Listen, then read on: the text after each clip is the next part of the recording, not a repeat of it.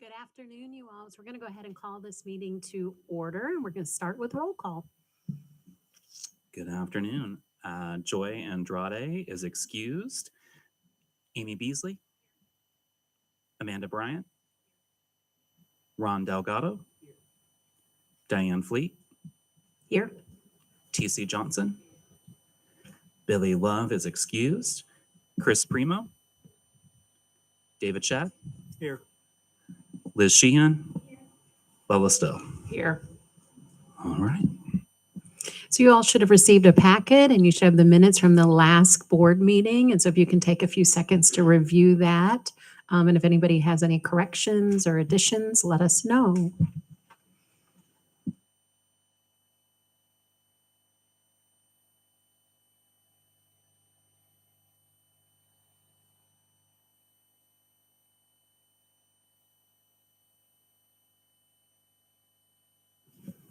Everyone seems content and well.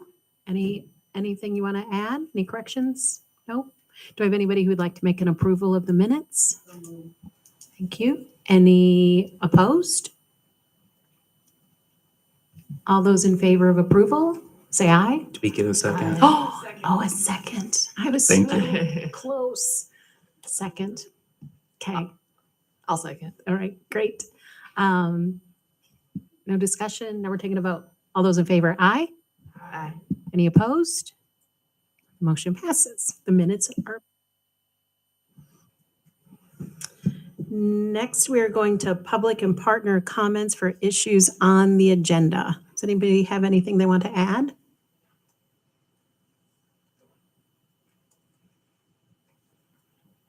Good. All right. I'll just do a Yeah. little intro on this. Just some background on this next item. You may recall that within the past couple of years, we had revised our governance charter. And so now each year in January, in order to keep that updated, we bring that to the full membership each year to allow them to go ahead and vote on LFUCG remaining the C.O.C lead agency. We also, within that document, have specified that our board elections will take place on the first meeting of the calendar year. So we have some volunteers who have agreed to take on the officer positions that we will also have you guys be voting on today. This will be a full C.O.C membership vote. So we may need a little bit of assistance potentially in having you raise your hand so we can clearly see where we may not have microphones at all tables. I might need your help a little bit with this. So we're going to talk about the governance charter first. And that should be in your packet. Would there be a motion for approval? All right. Second? Second. Ooh, so many. That makes me happy. All right. Everyone Who seconded. was the second? Everyone. Okay. Okay. And definitely open to any discussion. No? All those in favor, say aye. Aye. Any opposed? The motion carries. Now, the Board of Elections. So we Yes. have a slate before you. I've put this on here as a full slate that we can vote on that way, or if the membership has a desire to go through that individually, we can do that as well. For convenience and space on the packet, I just grouped it together. Presently, we do have a need to make a change in terms of our chair and vice chair. As you know, Bruce Davis resigned from the board amid some health issues. We've gotten some great updates. He's doing well, just taking a little bit of time, and he didn't want to fill a seat if somebody else can take it. And then Diane has graciously served now for 2 years in a chair position. And per our governance charter, you can only do chair or vice chair 2 consecutive years in a row before you have to take a year off. So we did have a need for both a new chair and vice chair this year. For our committees, there is no such restriction. It is an annual term, but there's no limit in terms of consecutive terms. So at present, Councilmember Liz Sheehan has agreed to chair the board. Lola Still has agreed to come on as vice chair. Billy Love, who is unfortunately ill today, has agreed to take over the Data and Systems Integration Committee chair position. Amy Beasley, Councilmember Beasley, has agreed to chair the Program Performance and Evaluation Committee. And David Chat has agreed to continue chairing the Advocacy Issues and Programs Committee. So if we want to take that, and is there a motion from the membership? Is there a second? I'll choose one of the names. All right. Any discussion, questions?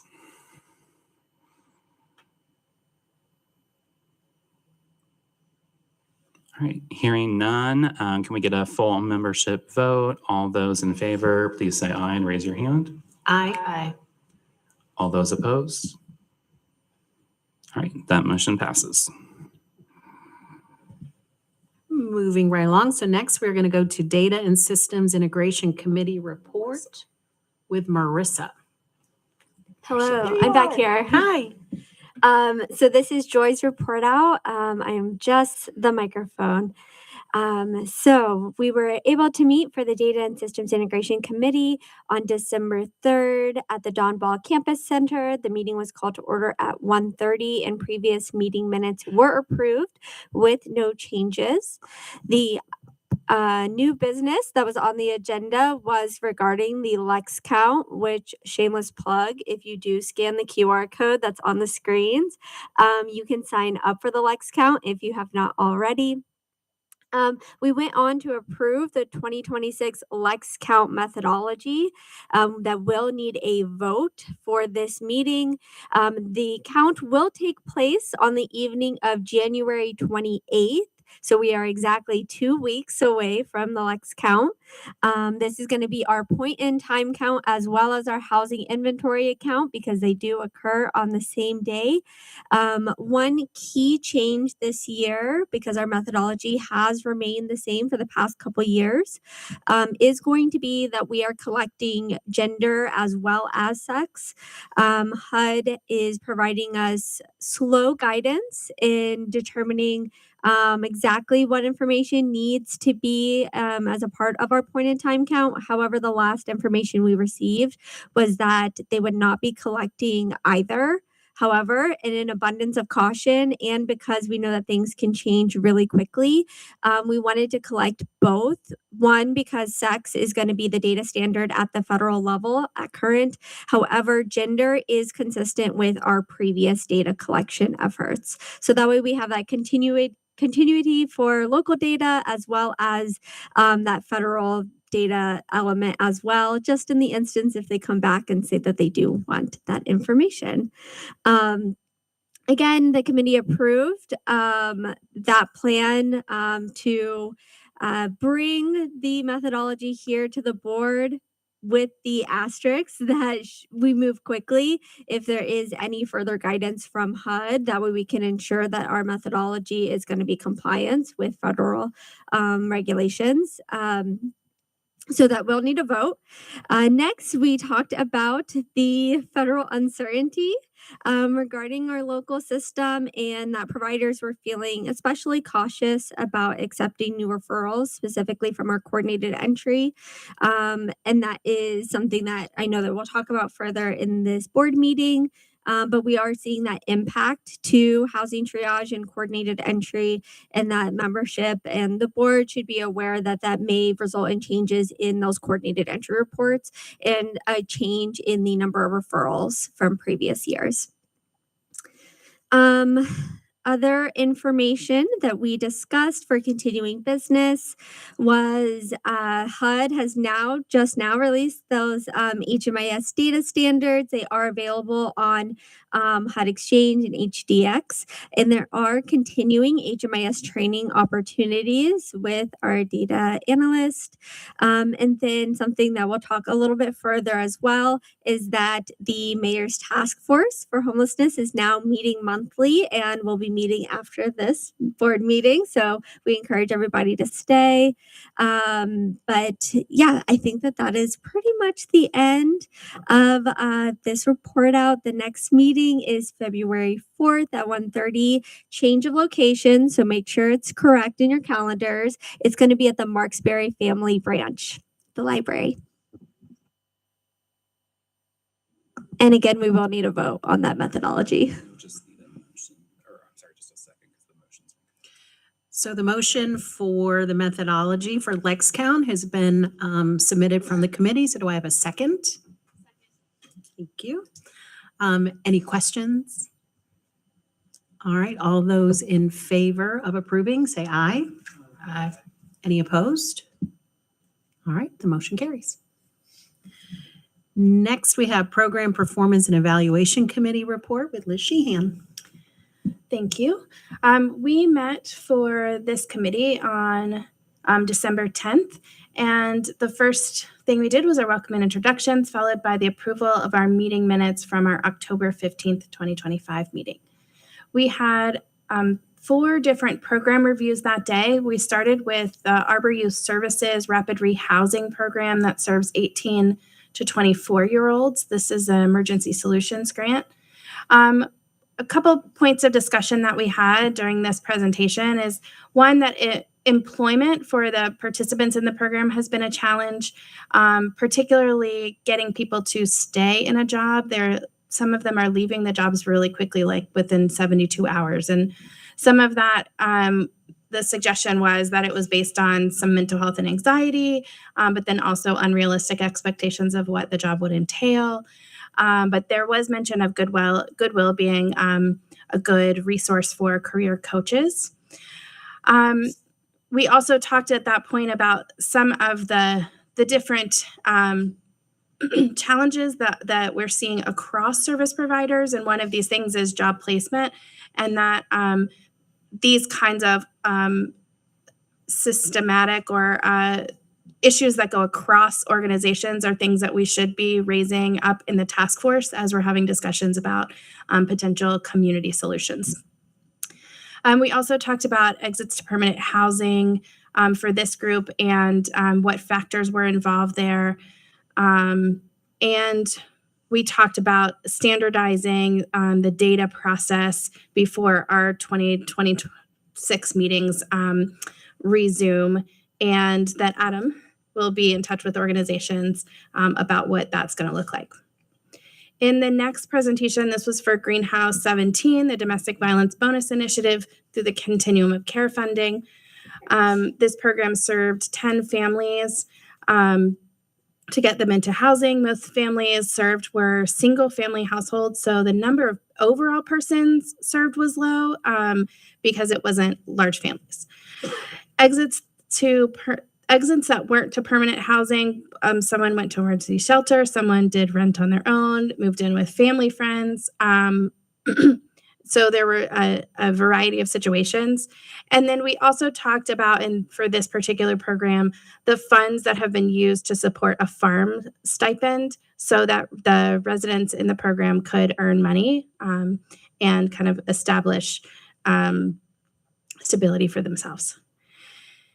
Then we had two program presentations from Mountain Comprehensive Care Center. The first was the Bluegrass Region Permanent Supportive Housing Program through the Continuum of Care funding. This is a program where we discuss that people that are served by this program have a hard time finding work or maintaining work. A majority of the people are in the older aged population, and some of the exits were to sober living or long-term treatment programs. This is one of the particular programs that, because it's a permanent supportive housing program, that could be affected by the changes that were proposed in the notice of funding opportunity, where we would have to focus more on transitional housing rather than permanent supportive housing. But as we know, there's been some changes even in that due to a recent court case since we had this meeting. So we'll have to kind of keep an eye on those, and Jeff will keep us informed. The other program that we had a presentation on was the Mountain Comprehensive Care Rapid Rehousing Program. This is also a continuum of care funding program. This serves people with high service needs. They have, again, issues getting people to participate in jobs, and they're really trying to encourage them to work with their case managers and job placements early in the program and not waiting until the last minute. And then overall,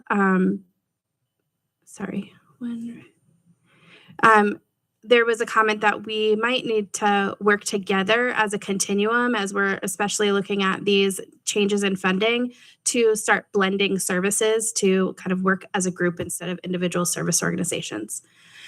The next item on our agenda was our approval of our 2026 evaluation schedule, which is in your packet, and we will need a vote for that. So I'm making the motion from the committee for approval. So we need a second. Second. Do you want to do the vote? I can. I'm chair now.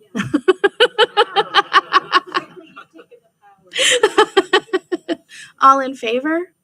Aye. Any opposed? Okay, that passes. And then we had some just general public comments from those in attendance. Our next meeting is February 18th at 1:30, and that is going to be at the Bluegrass Care Navigators Building, so 1733 Harrodsburg Road. That is the end of my report. Thank you, Madam Chair. That was lovely. All right, next we have Advocacy Issues and Programs Committee report with David Shad. All right. We met on December 17th at the Don Ball Campus Center at 1:30.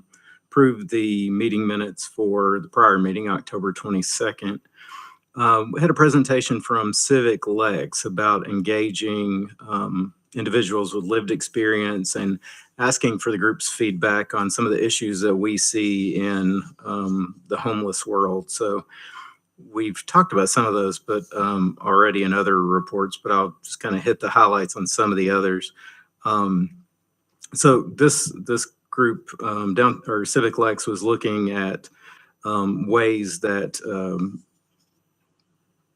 they could gather information to have input on the downtown master plan, focusing on the needs of Lexington's unhoused population, particularly some of the groups like youth homeless.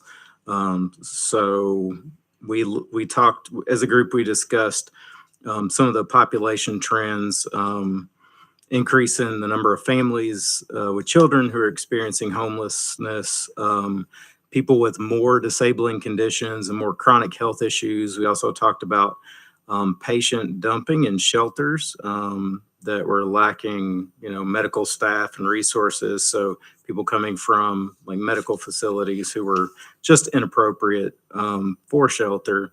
The increasing number of families that had children sleeping in cars, and also things like the increase in housing costs and landlord resistance to vouchers, which were causing some displacement in long-term rentals. Also, we discussed sort of this general post-pandemic change in how homelessness is, particularly downtown. And I think all of us have seen that over the last few years, and we've discussed it in here as well. We talked about some of the funding issues, which I think we have touched on in other committees, concern about the HUD C.O.C funding and some of the changes that were part of that. We talked with the Civic Lex group about some of the ways that the legislation and the legislative changes have impacted homelessness, particularly the Safer Kentucky Act and House Bill 5, and how that looked and how we've been able to deal with that. We also discussed the significant, this is more important now than ever, I think, the increase of the local government's investment in providing the supportive services and homeless services. I think Jeff pointed out that 69% of the funding comes from local funds versus 31% of federal funds that are designated for homeless. And notice the state's absent there. So we also discussed the absence of any significant state funding towards homelessness. Talked about, again, the potential C.O.C cuts and the risk of ultimately losing 125 or so beds should the changes actually occur. Lots of things, so many things. So we had, we also talked about some of the positive programs that we have seen and sort of innovative ideas. We talked about Greenhouse 17 and Goodwill and some of the programming that they have had and some of the improvements related to accessibility, improving housing outcomes. And yet again, the concern about the potential federal changes that will reverse some of the progress that we have had as a community. And the group talked very much emphasized to Civic Lex the importance of housing being the focus of what we're doing, developing programs. Everything should be with the aim of ending homelessness and moving those people into housing. So that continues to be a priority, and it has to be a priority in how we discuss homelessness. So what else did we discuss? We talked about the flex funding as an example of how needed some of those resources are, and that $300,000 that was essentially used within 3 months, and how that demonstrates the scale of need that we have in this community.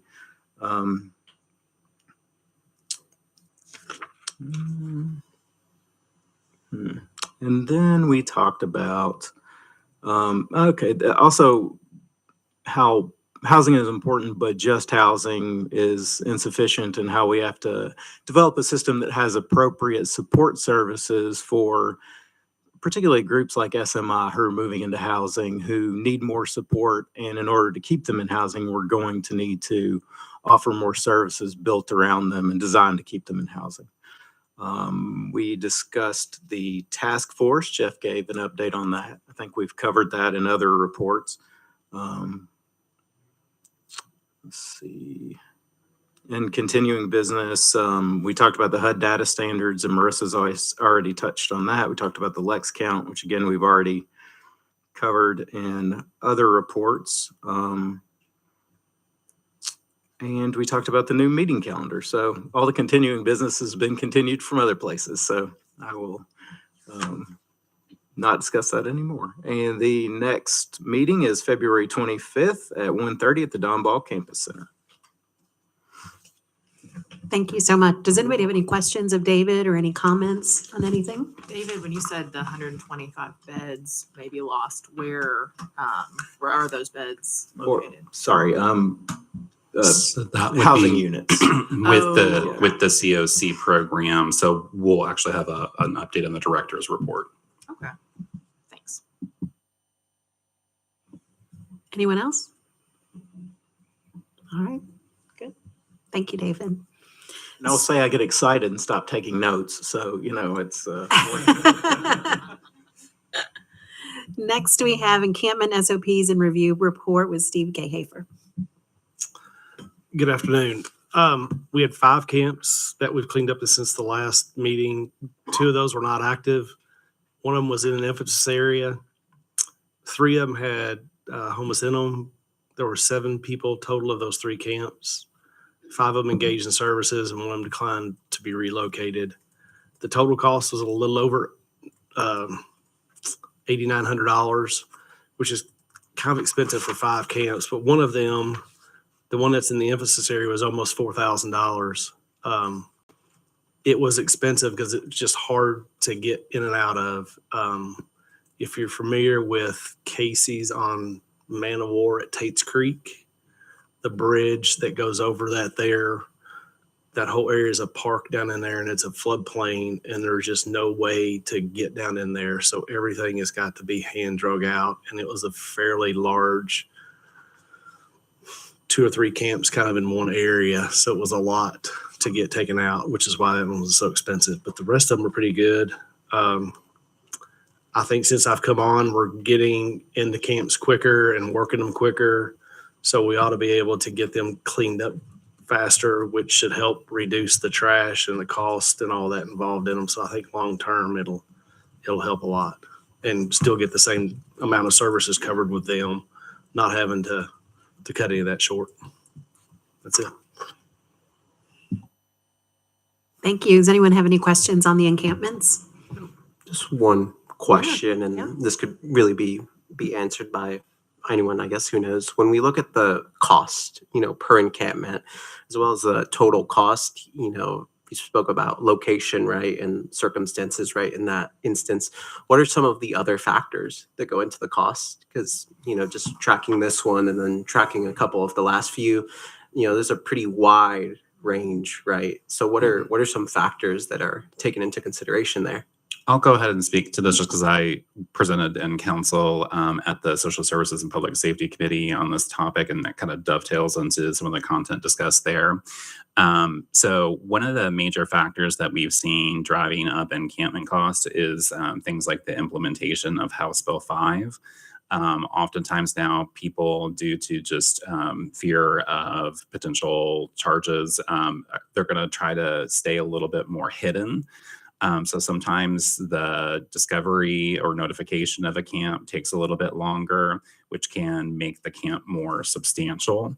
We've also seen several camps recently that are probably better described as structures. They would include things like pallets and things that have been constructed into full-scale housing structures. Not within this report, but another one that we saw back around the summertime even had its own kind of swimming pool. We've seen some things that are so elaborate that the amount of debris, the weight of the debris, all of those factors tie in. As Steve discussed, sometimes we are dealing with camps that are in locations that it's more the ability to get equipment into the area or the specific type of equipment that's needed to perform the removal, it can just increase the level of cost. But I'll definitely let Steve add anything that he would have, because he coordinates a lot of that work directly and definitely has more of an expertise on the removal aspects. Yeah, a lot of it is just accessibility to them. And the ones that are harder to access typically have been there longer as well. So they are bigger, and that, makes the cost substantially more expensive. I'm starting to try to hit some of the places that have been kind of traditionally known to kind of get on the forefront of catching them early versus having them reported to us by either code enforcement or, whoever calls in, to try to keep those costs down. But it's just, everything is getting more expensive. We had a huge encampment removed over Russell Cave that involved the federal government property, the railroad, a couple of different private property entities. We got that cost down pretty substantially because we got solid waste involved, and they hauled off. If you know what a typical construction dumpster is that you see, they probably hauled off 6 or 8 construction dumpsters full of trash. That would have been, I don't know what that cost would have been if our contractors would have had to pay for it at the front. They also don't get the pricing that the city gets. And then we're paying them to go sit in line at the transfer station. So all of that, actually the weight of it is a very small expense compared to what they're going to charge us just to go sit in line at the transfer station. And I don't know if you've been out Old Frankfort Pike sometimes, but they're lined out on the street. So they could be there for 2 hours trying to dump a trailer load of stuff. So solid waste is really good about getting involved with it. That helps cost a lot. But a lot of it is they're getting more and more remote. And as they get more and more remote, they can't drive their dump trailers to pick them up. They're having to be hand bagged up and then carried out to somewhere they can get.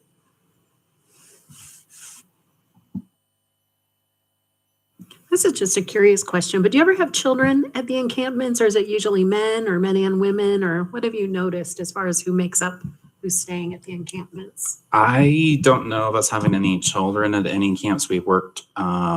Typically when we see situations with children, we're more likely to see that in the form of something like someone sleeping in a vehicle. Typically, we would see a lot of single males. We also see a lot of couples because of the lack of a shelter that can accommodate couples that don't have children, and the desire not to separate. Anyone else have questions for Steve or anyone else about encampments? All right, we will now move on to the Jeff Herron portion of the board meeting, the director's report. All right. First, just some discussion on the budget, including only innovative and sustainable solutions funding for this. So we are getting closer to closing out our fiscal year 25 funds. We do still have a second year earmarked for the landlord partnership program with Lexington Housing Authority. Presently, they are working on spending down the first year funding. That was not an automatic renewal. So I do have that highlighted just as not yet being fully under contract. We had a very small remainder. We projected out the additional amount of money for Community Action's Family Winter Shelter Program very well, got within $600 of the final expenses. And then we do have a couple within this that are still spending. That's going to be primarily the programs that were funded under the open application for program funding under $40,000.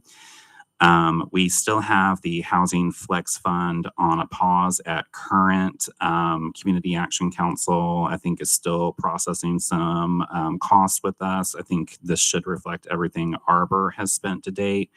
The reason we paused was knowing that the amount of applications in process were quickly totaling an amount that we had concern about being able to honor all applications that we had in process. We wanted to take a pause to get the invoicing caught up, arrive at an amount that we have currently and also look at some policy changes. At this time, we expect to be able to come to the Advocacy Issues and Programs Committee next month with proposed changes that would help us to keep the spirit of the program, but maybe help the dollars stretch a little bit further and last a little bit longer. We did not anticipate that the amount of $300,000 we would have any fear of exhausting within of approximately 3 months of operation. Other than that, I think that's all the notes that I have on the 25 funds. Fiscal year 26 funds, we did have several programs that were on previous multi-year awards. We are just now starting to process funds for the third year of Hope Center Street Outreach Agreement. Have several of those on my desk right now. We do have an automatic renewal for another year of intensive case management with Center for Accessible Living. And then we have 3 items that I've highlighted. One would be, again, that landlord partnership program, since it was not an automatic renewal. And then the Housing Flex Fund, just obviously we would need to find a way to make that program sustainable before we would want to roll out additional annual commitments of funding. So we're going to be continuing to take a look at that data and those policies within the Advocacy Issues and Programs Subcommittee. Going to work to verify that all previous year funds have been rolled forward, but to my knowledge, we should have everything sitting in the current year. The board did vote to approve some funding to help with the winter response. And then we also had the emergency repairs that went to Greenhouse 17. We are going to be rolling on, we just rolled on to this new year of planning grant dollars, and our HMIS subsidy has already been paid out. The reason that the programs that are not under contract yet, particularly the Lexington Housing Authority program, separated out so that technically it's not allocated yet. And I wanted us to be able to see that visually. They have hired a new landlord liaison, and she's started work, I think, back in December. So there is some movement with that program, and we'll be able to keep the board, the membership, updated on progress to make decisions about future terms. Any questions around the budget report?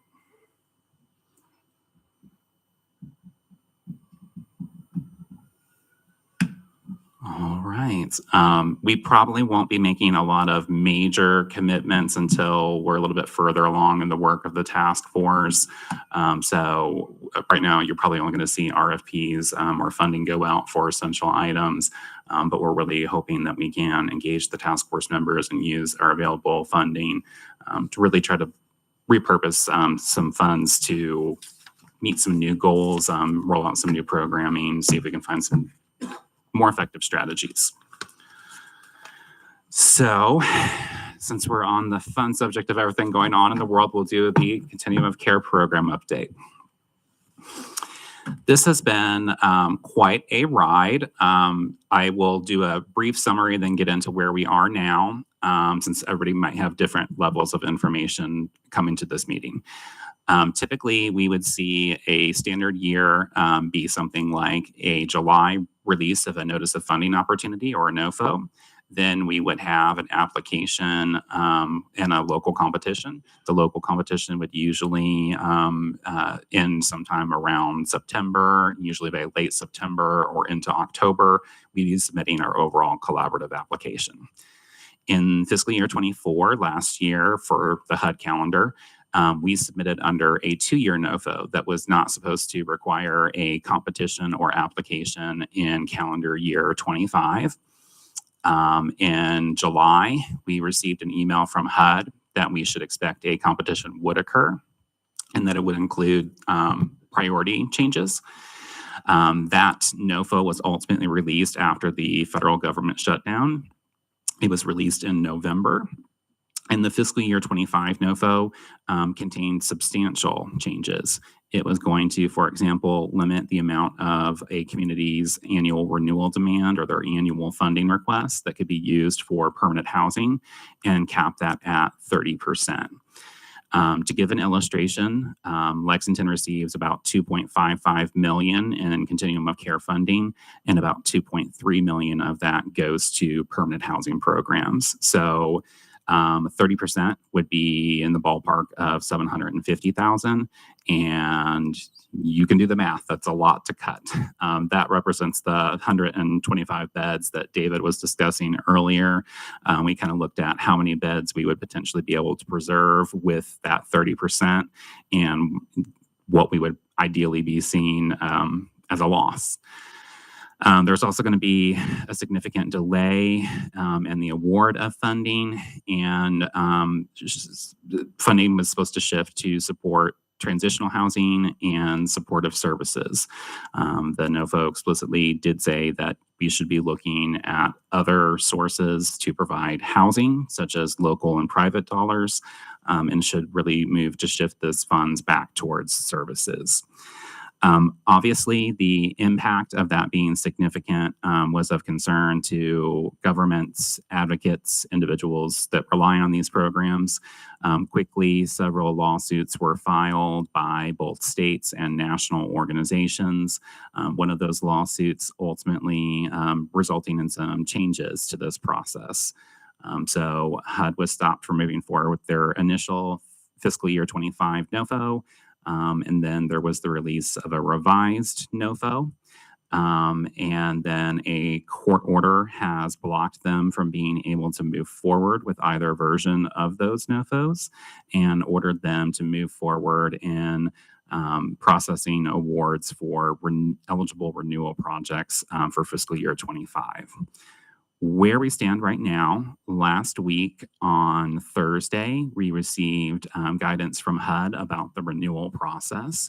They have been clear that as long as that court order is in effect, they will move forward in funding renewals under the original fiscal year 24-25 NOFO.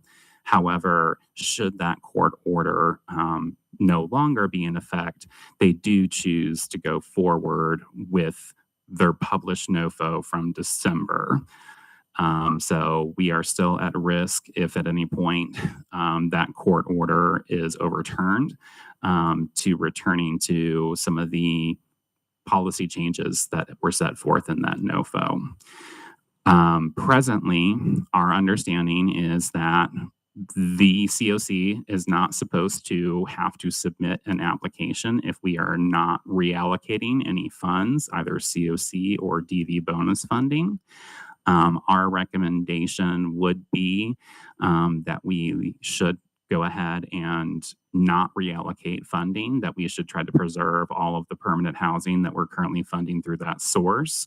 HUD also will allow communities that are not making changes to go ahead and enter an early review process. Those funds won't be awarded until the litigation is resolved. However, some of the front end processes in reviewing those programs would be able to move forward to facilitate a more quick award once everything is resolved. So right now, I can advise our our program recipients that at this time we're being advised you will not have to do a renewal application within eSNAPs, and that there should be no action needed on the part of the C.O.C. unless we do pursue changes. So we should be set for an automatic renewal.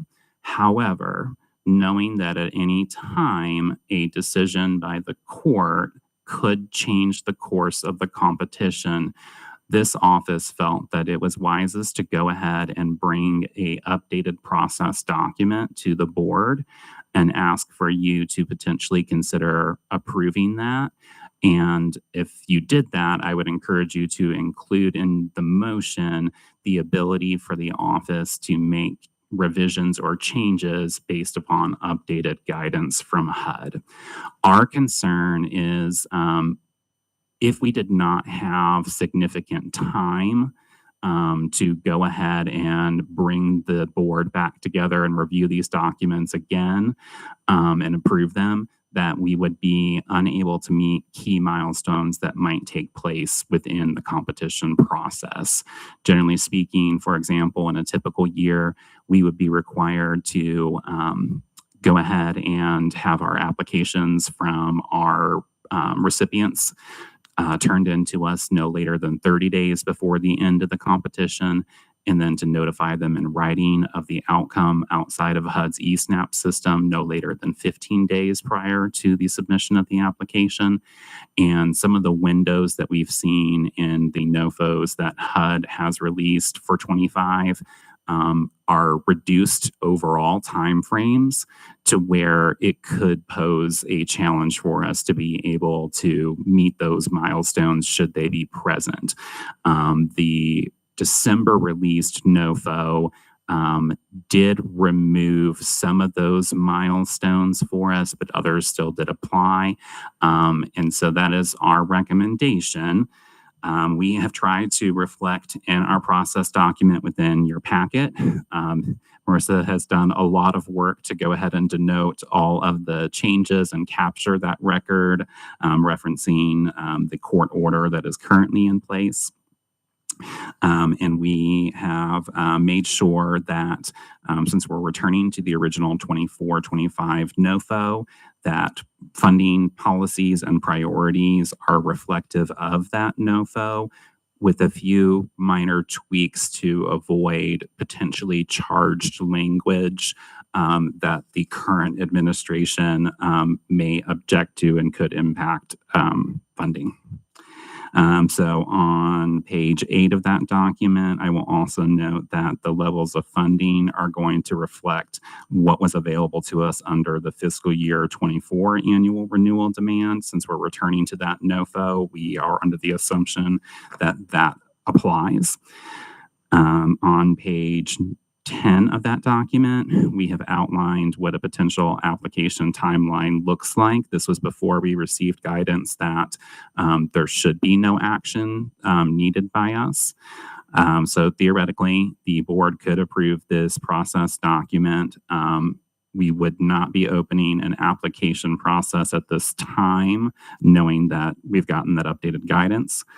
If we were to have a change and have to do a competition, we would be looking at trying to do a quick turnaround to meet the early review process. So all of these dates moving forward from that point in the document are kind of tentative placeholders and would likely be revised because the timeline is going to shift. Presently, we are on track for a February 9th submission of our application, or in this case, potentially no changes.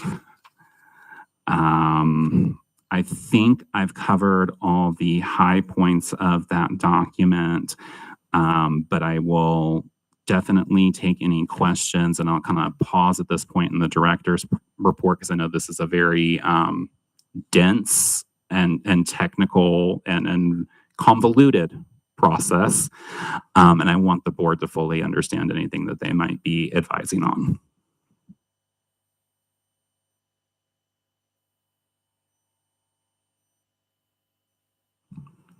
Anybody have any questions about the process document or kind of the chain of events around the C.O.C program this year?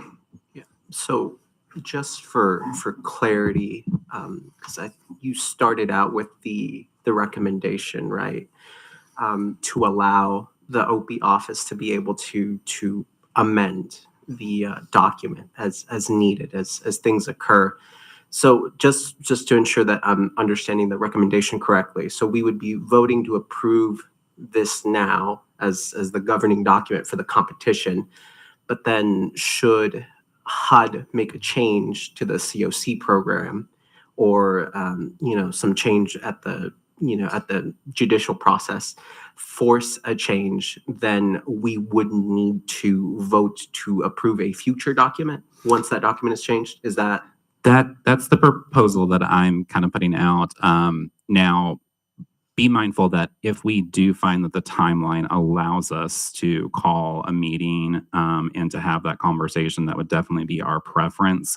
It's really more of a safeguard if the timeline that's laid out before us just makes that infeasible, because we do have to potentially meet milestones. We don't know whether or not those will apply, whether it's feasible to bring the board together prior to that and still leave a window for applicants to produce and submit their application, and then for us to get the C.O.C approval from the board on both the priority listing and the application.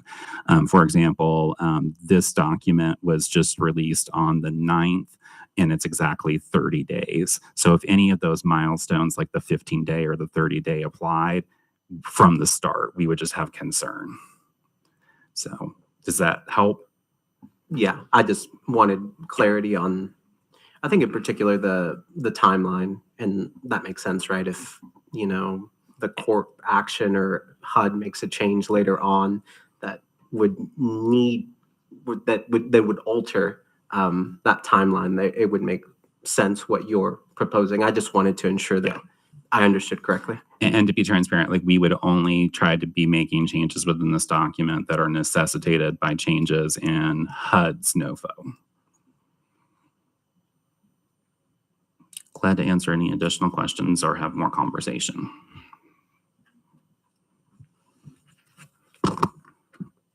Hearing none, is there a motion? And if there is a motion, do you think about what language that you use to make that motion?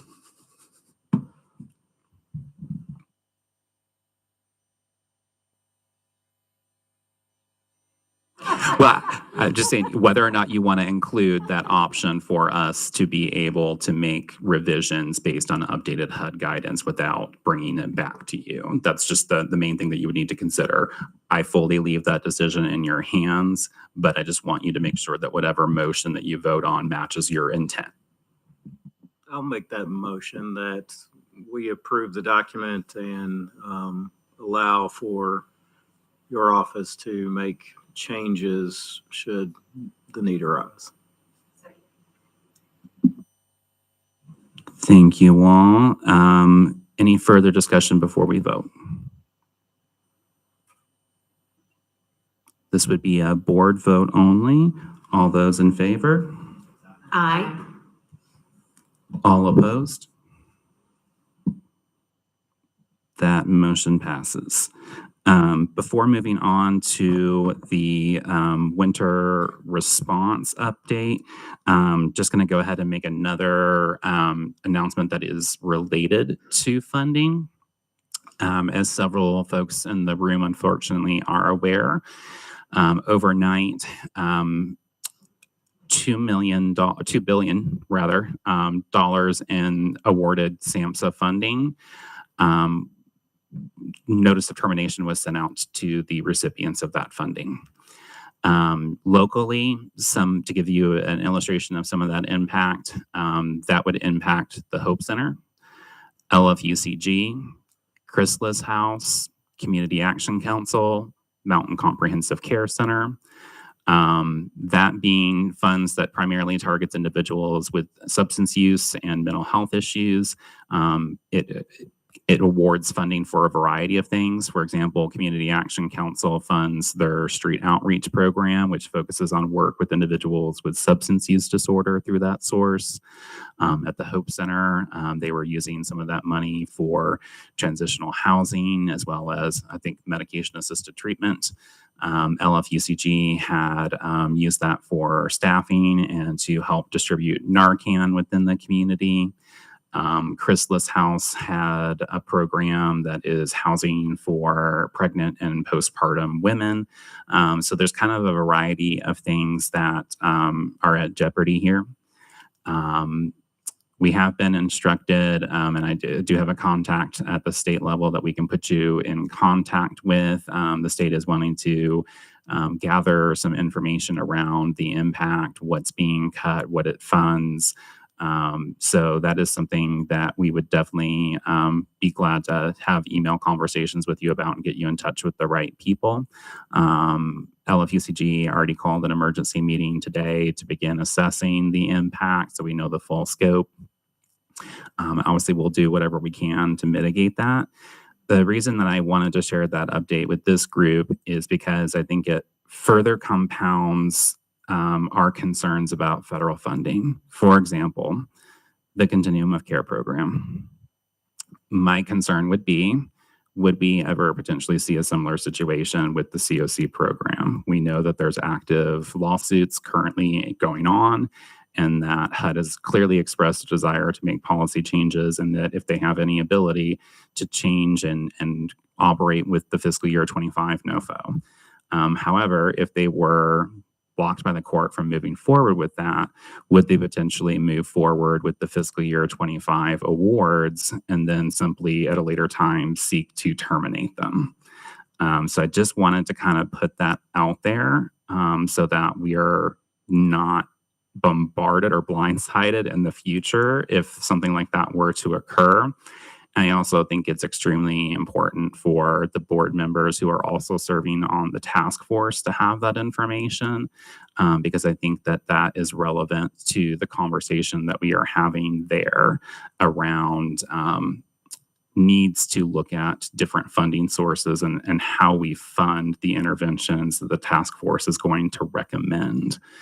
It also has potential, if something like that were to occur, to displace more people from housing. And so it would be impactful to the level of homelessness within the community. One positive thing that I can give you, since I've given you some not so positive things, there is currently a bill that is being proposed at the state level that would fund, I think they're calling it homelessness prevention, but it seems to be very closely tied to the Continuum of Care program. It would allow state funds, I think right now they're proposing $2 million to be awarded for use of things like to be used as match funding. The C.O.C program does require a 25% match, so that could help those dollars stretch a little bit further. It also allows for those dollars to potentially be used in scenarios such as there being a abrupt disruption to funding. And so that is a bill at the state level that we would definitely be in support of. It would help give a little bit of a safety net for these types of situations. I would have to double check, but I want to say that's House Bill 354. But I will double check and get that information to you early in the legislative process. But that's one of the items that I've already gotten from our law department to review and provide input on. Any questions or discussion before we move into winter response update?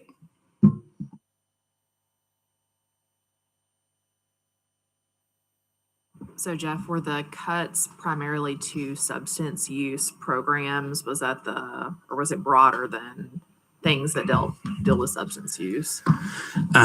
So it seems like a lot of the programming might potentially, the reason being presented is that the funded programs no longer meet the agency's priorities. So I think a lot of it does have to do, for example, in the instance of LFUCG's grant, I strongly believe a lot of that has to do with things like the distribution of Narcan and harm reduction practices. We know that harm reduction is one of the models that this administration is not in favor of. But there are some other programs that I think kind of, touch our population. For example, if David wants to speak more to the Hope Center's programming, they had recently been awarded some funds that were going to provide some transitional housing. Yeah, and I'll add that we were awarded funding in October. So it was a NOFO released by the current administration and awarded this year. So like we're still we've just finished the hiring process and training, and I just had a meeting with the SAMHSA project officer last week. But the purpose of that grant was to provide support services to case management, housing navigation, and also mental health services to homeless individuals who had co-occurring disorders. So and I was excited about that because very seldom do these grants include the homeless population. So that was a huge deal for us, and so it was a bit of a shock to not be in line with their current priorities when it was their NOFA. But I don't know, nothing makes sense. But yeah, so our other project was it's the 7th year of an 8-year, no, it's the 8th year of an 8-year medication assisted treatment project aimed at individuals coming out of the criminal justice system who are on MAT. But the new grant was targeted homeless, HUD homeless. So yeah, I think that's a big loss and not a great sign of things to come. All right. Any other questions before we move on? Yeah, just one more. In the previous question and in your answer, you talked about, one of the reasons that you may suppose that those cuts were made were because there was a misalignment in priorities, right? Or the program was no longer a priority. Are there any other particular items or particular, programmatic aims that LFUCG or the continuum as a whole currently has, or practices that you think would make it more at risk in comparison to other communities for funding being cut? I don't think so. I do know that if HUD were to, for example, be able to move forward with the revised NOFA that they wanted to implement, that would just pose some problems for us being able to quickly implement some of the changes that they are looking to see. For example, one of the things that we're going to be scored on is if we have, I believe it's 3 members of law enforcement, or maybe it's 2 members of law enforcement and 1 person from business.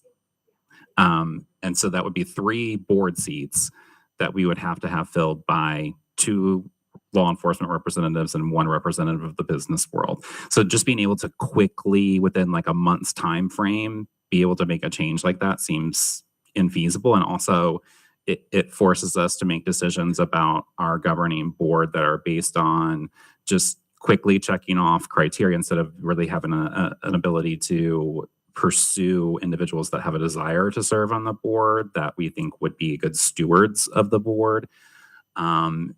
It would also, another area that I would be concerned about is just based on how the state operates policies related to sex offenders and notification requirements and things, we could be at risk of losing some points there. There are some areas that I think that we might have a slightly increased risk, but overall, I think we're going to be very similar in the level of risk as other communities. And as far as the SAMHSA funding goes, so far, there's not been anything that's been disclosed that gets down to the programmatic level. One of the agencies impacted told me that they reached out to their grant officer at the federal level, who just advised them that they don't have any further information or clarification to provide. So we just have the general knowledge that allegedly it's not meeting the priorities, but we don't have any substantial information to work with that tells us how that we could revise those programs to meet the priorities. The only other thing that I would say with that too is even with the previously released NOFOs, typically HUD provides us with detailed instructions that provide us in much more detail exactly what they're looking for. But for example, the C.O.C. builds NOFO, which was released under this administration, it was yes, no answers. And that was it. So without those detailed instructions, and because the application was never open to us before it was revised and then the court ordered to be put aside, we don't know, right? Some of these may just be yes, no, or it may be an opportunity to provide greater narrative. At this point, we're unsure. Yeah, to Marissa's point, it's not even just what the criteria is, but how it's being assessed. Like if we have to attach a document as evidence, we don't even know what that might look like right now.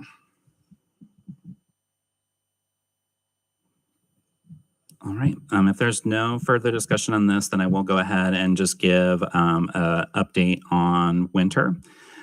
So for our primary winter response, which is the temporary shelter that's located out on Versailles Road, we're just getting initial invoicing for that program. So right now we are on track for the budget, and I don't have any budgetary needs that I would be bringing to you at this time.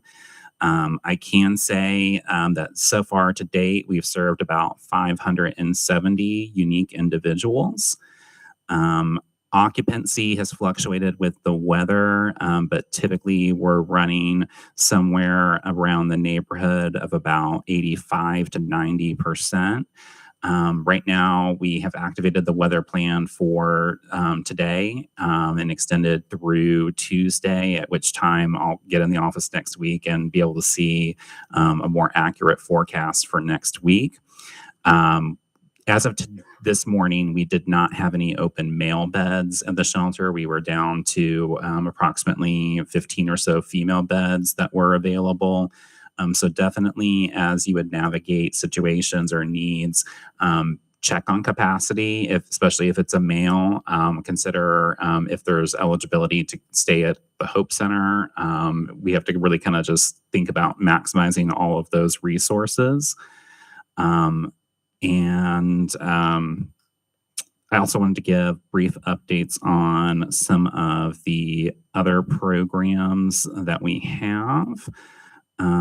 I would be able to tell you that Community Action Council, I know, has served numerous families so far. I'm trying to find those numbers for you offhand. Marty, do you happen to know those numbers offhand? Okay, about 23 or 24 families served to date, and I know at least 3 have exited to permanent housing or exited the program. We've also been able to work with the Catholic Action Center and their Give Kids a Home program. If there's anything that we're unable to meet, we can work with them to expand the availability of family shelter. We're also prepared to keep a close eye on the invoicing and bring any additional funding requests to this board. Marty and I are just now starting to get some more reliable information. What we saw in November wasn't really enough to give us a projection of full spend for the season. Bluegrass Care Navigators program has been running at or near capacity. So we've also been working with the Catholic Action Center if there are individuals that don't have needs that truly meet the full criteria of Bluegrass Care Navigators. And we've also been able to place some individuals at the Catholic Action Center in their dignity beds. So I just want to say a thank you to all of our providers for the communication and collaboration that we are actively working, and just would like to request that everybody continue to do things like support the winter shelter, providing services where you can. We are going to try to get some group events scheduled very soon. So I'll be reaching out to some partners for that. I know many of the partners, Arbor Youth, Community Action Council, New Life Day Center. Several folks have been going out on a regular basis individually, but similar to what we did when we had the previous Hope Village, we'd just like to have a couple of dates on the calendar that we can have multiple organizations at once, kind of maximize the amount of resources that someone can get on a given date and really just kind of shop for the things that are most relevant to their situation. Any questions from the board related to the winter response?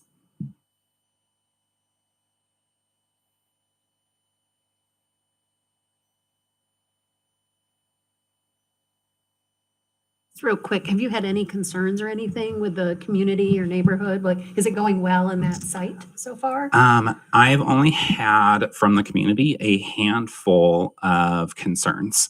One issue that we were alerted to fairly early on was shopping center next to us had an issue with some residents parking their personal vehicles on their property, which is posted as private parking. So we had to make some announcements to avoid people getting towed. That's why anytime that I send out the winter weather plan activations, you'll see that I do make a note about directing residents to park on our property to try to mitigate that, knowing that some people, their vehicle might represent all of their belongings, and trying to do what I can to avoid that. Other than that, we've had very minor concerns like trash occasionally. So we worked with environmental services and solid waste to increase the servicing around that area. And then I had one business owner contact me. There were several layers to that conversation. One was a claim that individuals are being brought in from other communities to stay at the shelter, and somehow we are making money off of the shelter. Processing the invoices for this project, I can tell you I'm in no way making money. We are spending a significant amount of money on the project. We do have data collection in place to help us collect information about location of previous permanent residents so that we can better understand where individuals' homelessness is originating. Generally, that's not a significant amount of our year-round data. It's usually 10% or less. And even specifically previous winter resources, we've collected data and found that we're not seeing that at high levels. We do also generally have practices like declining out-of-county hospital discharges, in addition to being concerned about making sure that there's available beds for those who are experiencing homelessness in our community. It can be difficult for somebody to find alternate housing at the end of the season in a community, especially that they're not familiar with or maybe don't have any resources or networks. And the other things that business owner was concerned about seemed to be more about how increased police presence in the neighborhood was impacting her business. I'm trying not to state the name of the business, but the nature of their business, the customers may not enjoy police being around because they may potentially be purchasing things like drug paraphernalia. Interesting. Yeah. So, those are the only major contacts that we've received. Other things that we've dealt with are just typical daily operations. We do have a number of folks that have been restricted from the shelter. Unfortunately, when I review those, generally those are justified. There's a balance of keeping people safe and giving people second chances, and we're in constant communication with the team there, always just looking at how we can be fair, but operate a successful and safe program. Other questions? All right, moving on. All right, so our next regular meeting will be March 12th in this room, 1:30 to 3:30. And I will open up if anybody has anything they want to add to the agenda, any announcements, anything going on in your agency or that you know that you want to share to the community. I will give an announcement related to the announcement about the next meeting.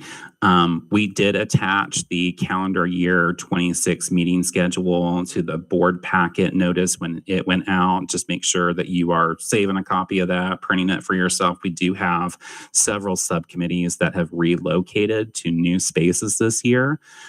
We will try to draw attention to that in reminder emails, bold text, underline, red font, whatever we can do. But I know whenever we have those changes, somebody's going to go to the wrong location. So please just try to look at those before you head out the door for any upcoming meetings. We have also updated the LFUCG and C.O.C website links. So those should go to the 26 calendar. But if you have any difficulties finding that, feel free to reach out.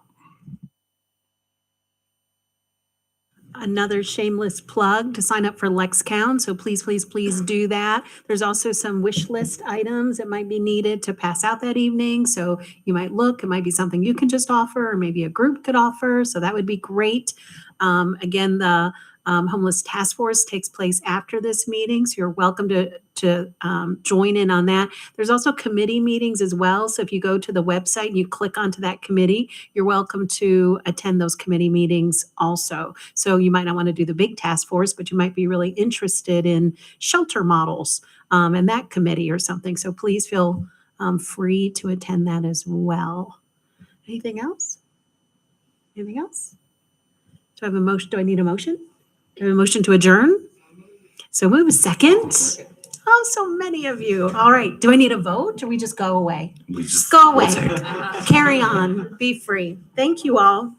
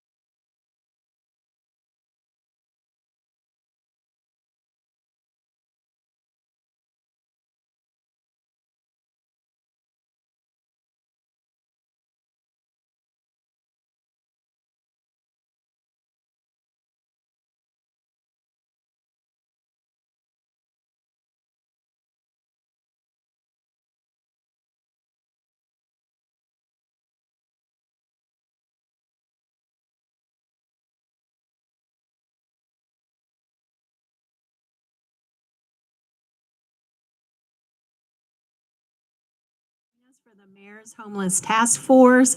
Welcome for 2026. It's going to be a good year. We're going to get some exciting work done. It was great to look at some of the committee reports and the work that's been done in between last meeting.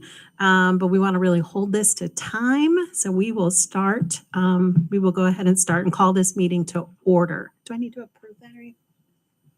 Approve the meeting summary? Yeah, no, just a call to order. Okay, good. All right. So can you all take a few minutes and look at the minutes? We've had some corrections. So you can take a few minutes and see if there's any corrections to the minutes. And then if somebody would make a motion to approve if there's no discussion.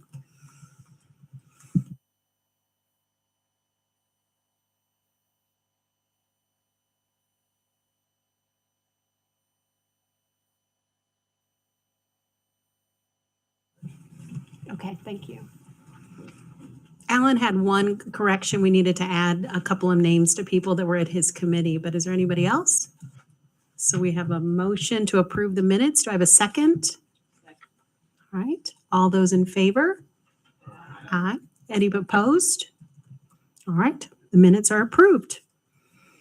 Next, update on the tour of the homeless shelter and facility. Thank you all so much for turning in the responding to the doodle poll. We do have a date that has been picked. I believe it's February 26th. We are still confirming with some of the shelters, but it's looking like we're going to the winter weather program, New Life Day Center, the Men's Hope Center. There was another. Rescue Mission, Salvation Army, and the Rescue Mission. So that looks like where the site visits will be. We hope that all of you can attend. We hope that that date works for you, but stay tuned for the schedule. But keep the February 26th a little bit open on your calendar. Okay. I can stop talking now. No. You want me to go ahead? I don't know that I have anything. Announcements from co-chairs. Do you have anything? Okay, I think we're good. I think we should just move right into committee reports. So the first committee report is Supportive Services and Prevention Services with TC. Well, Happy New Year to everybody. Hope everybody had a good one. Okay, so our committee met, and I just want to thank everyone on our committee for their input. We briefly went over the 2026 Lex count. Jeff went over that with us. Then we just dove right into it. And so we discussed what it meant for services within the context of homelessness. And so we had quite a bit of dialogue about what the services look like. So we discussed that.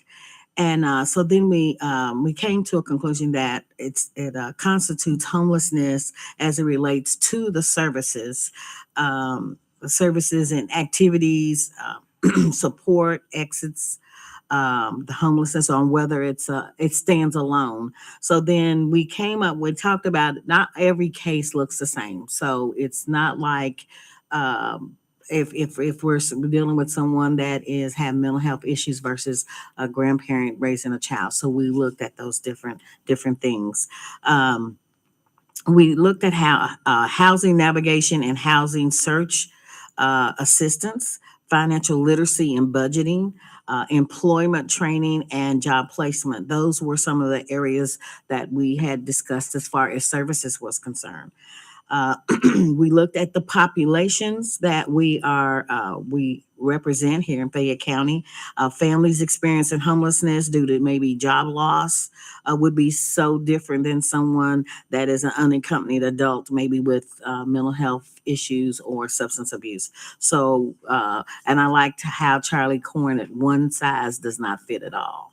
So, and that was great.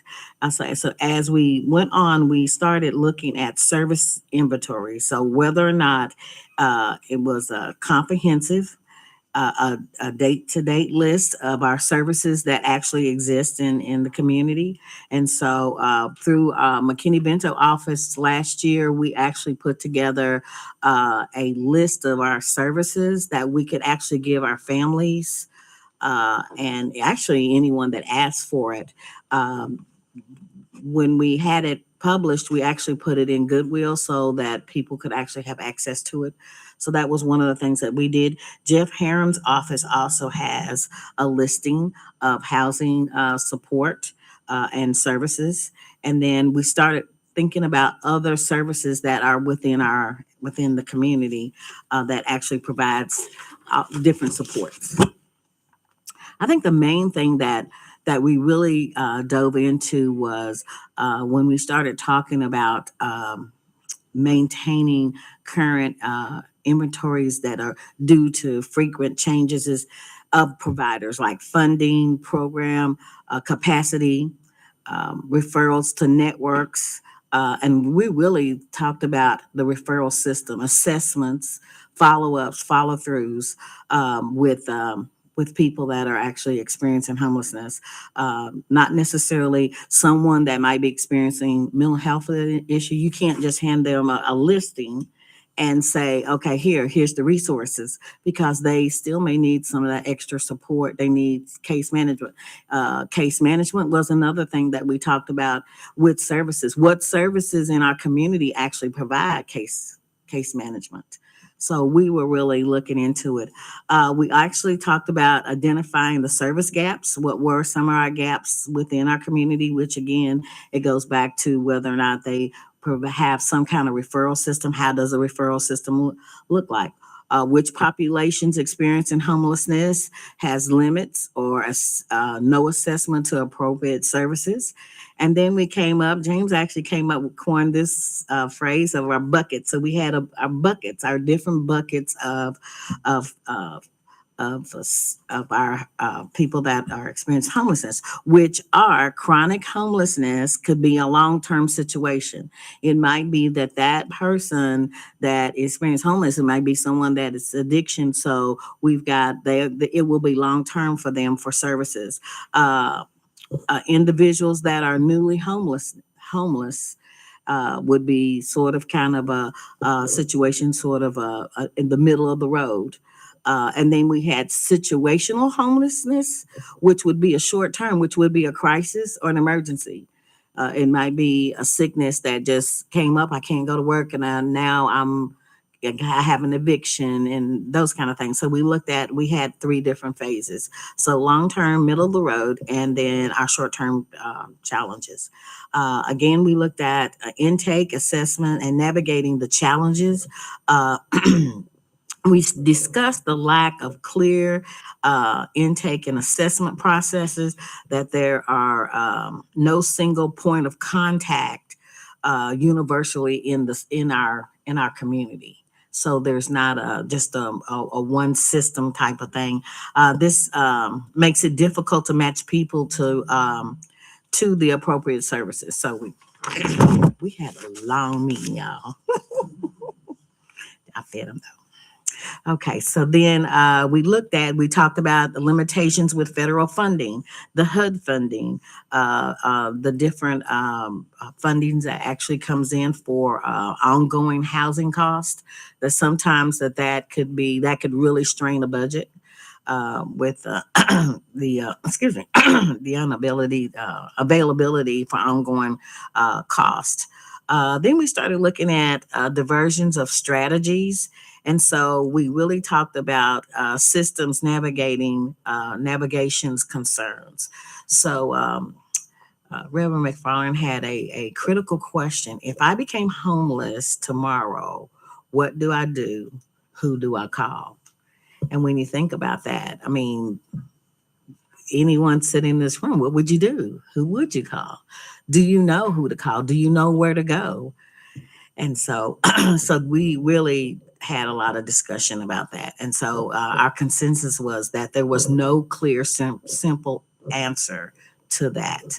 And so we acknowledged that major system failures as individuals in crisis cannot reasonably be expected to navigate a complex system on their own without some kind of help, some kind of assistance. All right. We went on in. So then we started talking about our next steps. So we wanted to really look at what some of our major community partners, stakeholders, actually how they have their system set up.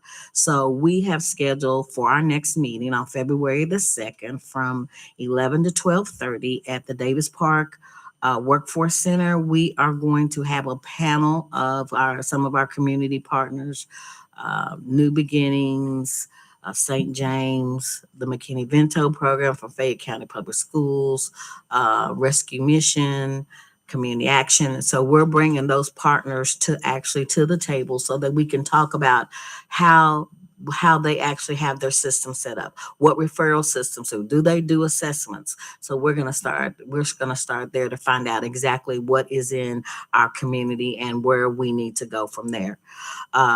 On my end, one of the things that I'm doing, especially since we deal with mostly students with families that are homeless, I have started putting together what I call an advisory team. I have already a couple of students. I have some of my parents. I'm waiting on one of my grandparents to notify me. And so I want to sit down with that group and I want to find out from them what were the needs, what services was provided, what challenges did they have trying to navigate through the system. So really getting some real insight on how they actually navigated through the system and whether or not they were able to sustain it or fall behind. So we're going to be meeting within the next week or so. And then something else that you want me to go and talk about poverty assimilation. Okay. So then we had brought up about us participating in poverty assimilation. Melissa Tibbs of Community Action and I met last week.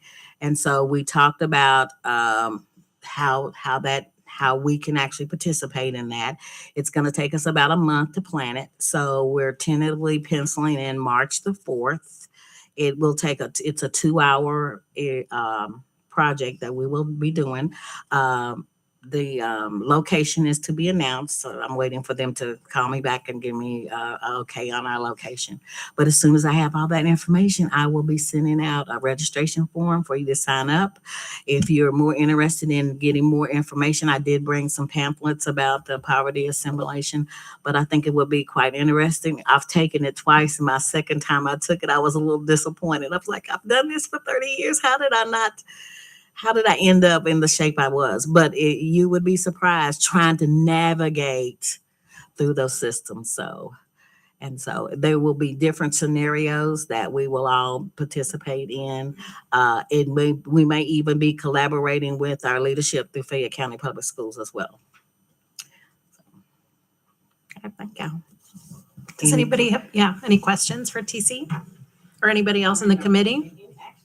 Anybody on my board, if I left out anything, you're welcome to pick. Who's on your committee? Can raise hands for folks that are, okay, great. Was there any conversations at all when you're talking about community partners and other community agencies bringing them together? Were there any community partner ideas or models that were kind of the unusual suspects of like maybe not social services that you saw of any folks coming together? As an example, like Jubilee Jobs works a lot with employers that are pretty cognizant of understanding, the needs of maybe people that are entering into the workforce. Was there any ideas or models around something like that? One of the things I did as McKinney-Vento last year was I wanted to know what was out in the community. So I started community table talk. And so our first meeting was actually in September. And so there were like 12 partners that actually showed up. By the end of the school year, we had almost 98 on our list. And there were so many community partners out there, ones that we didn't know that was actually serving our population, some that we discovered that we were actually overlapping services. So we were able to come to not everybody, not all 98 came at once, but we would have every month, at least a good 30 to 40 community partners coming from so many different directions. And so that was so impactful to know that we do have a lot of services in Fayette County. It's just bringing us all to the table and seeing who offers what. So that was very fruitful. Faith communities always pop up in my mind too, because I do a lot of work. Yeah. Anybody else? All right.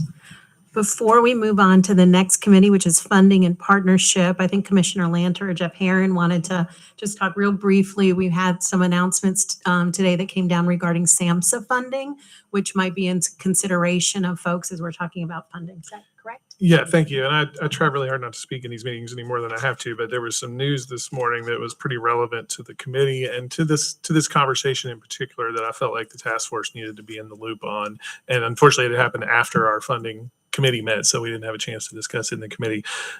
This morning, it really came in late last night, so overnight, the city of Lexington and LFUCG itself received a letter of termination on a SAMHSA grant that we've been operating for a number of years. This particular grant covers expenses for purchasing and distributing Narcan, about 8,000 doses annually. It pays for a position that supports that work, and then some evaluation, which is standard on these grants for the University of Kentucky. That grant was ended overnight. We were told to immediately cease operations and end the grant. And just also relevant to that, at least that we're aware of, 3 other agencies in the city received the same notice on their SAMHSA grants. All of these were grants that work in some way with the homeless population. So I think that's why it's relevant for them to be aware of this, because when you combine all of the ones that we're aware of, Lexington lost about $3 million in federal funding overnight last night. The impact of that's something we're all still assessing. It won't be immediate. No, nothing ever is like all overnight, all of a sudden. And then there's some stuff you have to evaluate. Can you fund it with other things? So no one can tell you right now what the full impact of that is, but it's significant. And I think it leads into the theme that you're going to hear from the funding committee, which is we need to be very aware of the limitations of resources as we have conversations about what services and programs that we're considering, because one big element of that is paying for it, obviously. I don't want to speak for them, but both Jeff and David Shad at Hope Center, they were one of the agencies that lost funding. They also know a lot about this and could answer any questions if anyone, or if either of you want to add anything. That's based on what I know.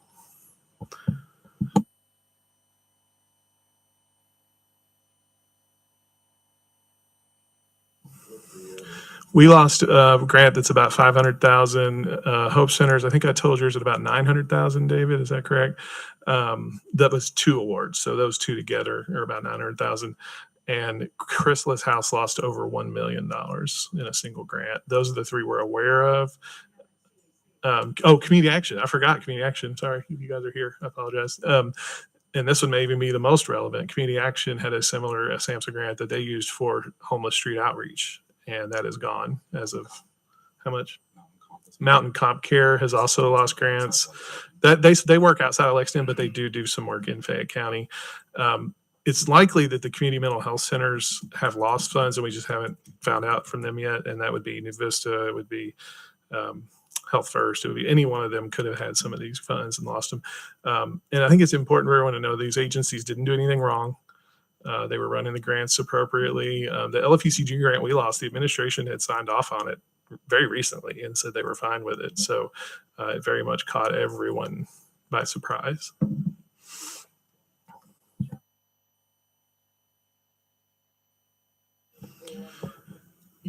It's nationwide. The report, NPR did a story this morning, and they totaled it at about $3 billion nationally that was eliminated.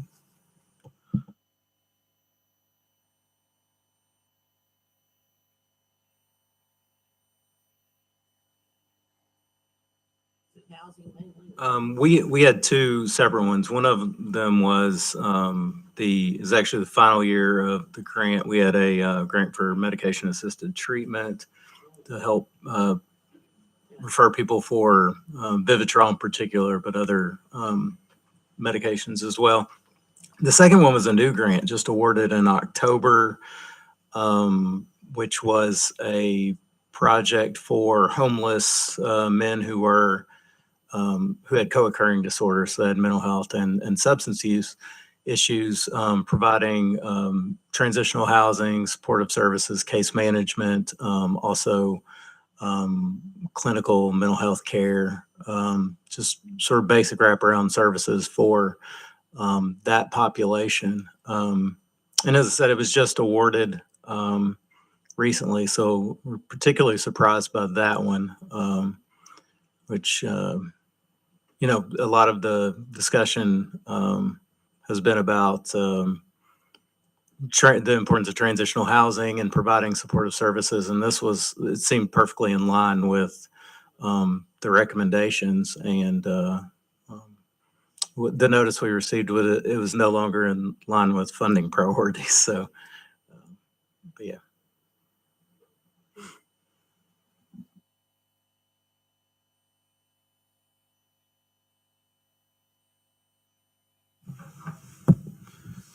But I think that's just a great example as we go through this process of trying to identify opportunities to level up what we're trying to do, that we try our best to do it based on what we know we have access to, right? And not making anything reliant upon any kind of external resources to our community. That's going to be very crucial because those funds, obviously, they can come and go on a dime. And at the end of the day, our situation doesn't change. We still have people that have needs today, right? So with that being said, let's move forward to funding and partnerships. Sub-Chair Worshman. Oh, there you go. Thank you. I'll be fairly brief and let other members of our committee jump in if they want to. I think the work of our subcommittee on funding and strategic partnerships is largely dependent on the will of this group as a whole and the work of the other committees to understand what outcomes we're hoping to see. And it's difficult to come up with a funding or partnership strategy without fully understanding at least a semblance of what those outcomes might be, whether it be physical structures or programs for services, and then frankly, what is amenable to the community. But we did do some kind of a deep dive into the current funding that the city has for homeless intervention and prevention. Of course, we hadn't had this news when we met. We talked about the difference in the federal funding and the city budget funding that we have, and really we're just gathering information on those things. So I think the largest part of our work this time, and probably for our next meeting, was gathering information on what funding we have, where it's going, where maybe in things like the winter shelter, it's going maybe a little bit inefficiently, and there'd be hope to find ways to reallocate those monies. Of course, we know, and Ms. Hamilton was helpful in talking us through the difficulties in the budget process with the city as a whole and moving monies around, and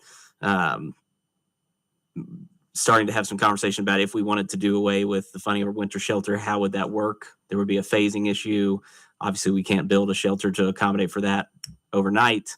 So really, I would characterize most of our discussion so far as information gathering. I think we've got quite a bit of that left to do, and haven't enjoyed hearing from TC, and I'm interested in hearing from the other subcommittees here on maybe starting to take shape some of what the will of this whole committee may be interested in. We did identify some interest from subcommittee members on programs that are workforce development related. So Mr. Hall has talked a little bit about the Stable Recovery Program. I think we're going to, as a committee, invite them to speak to this group sometime in our next meeting or sometime thereafter if they're available. There was some discussion about permanent supportive housing and some of the challenges with those models. Happy to get into the weeds of that if that's something people are interested in. But we did, talking with Charlie, decide that we're going to talk with Rick McQuady and see how maybe his funding can be used more efficiently to support things like that. But that really, I think, sums up the bulk of our conversation. I would love for some of the other committee members to fill in the gaps that I miss.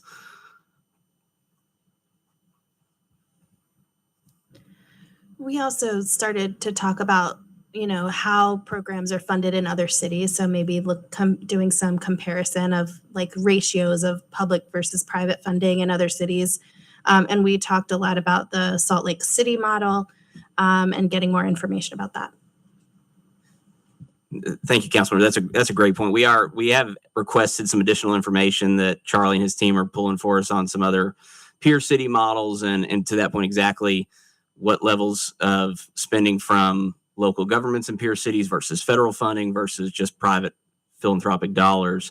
I think that will be some interesting information to receive. And there is a project specifically in Salt Lake City that I think was visited in a chamber trip a few years ago that we're looking at. Charlie sent me some information on that. I haven't gotten through that yet, but I think we'll continue to do that, as well as, again, as we see the consensus of these other subcommittees take shape. I think we'll be able to identify other models throughout the country that are working, that are in line with what this group has the will to continue to research. And then we can certainly dig into how partnerships perform to make those things happen and what sort of capital stacks they use and ongoing funding.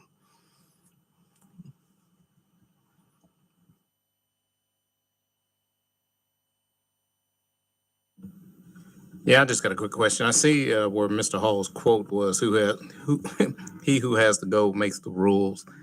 How much did y'all talk about, and maybe this is to Abdul's point, if we don't want to really rely on outside funding, federal funding, then maybe we don't. And this wheelhouse that they are funding and are supportive of, that we should focus on. And I guess that question is to Charlie and Jeff or whoever else is monitoring what the feds are funding. Yeah, I think that's a fair question, Councilmember, and it's something that we will always have to keep our finger on the pulse of.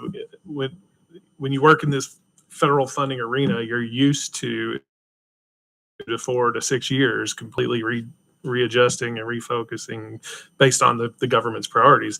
And while some of what we're seeing now may be a little more significant in its extremity or its how much attention it's getting, it's not that unusual for a new administration to come in and just change the direction. And so I think that's something that both our office, like nonprofits, are deeply familiar with. And what we have been watching is, okay, so to that point, what does the current administration want to fund? And we're starting to get a picture of that. I think where we're getting some mixed signals are like with what happened overnight, because a lot of what was just defunded was what we thought they were wanting to fund.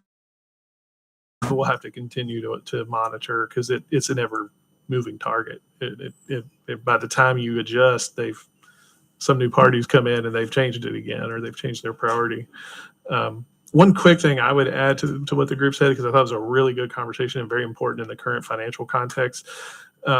We may not be able to say, let's add money for X, let's add money for Y.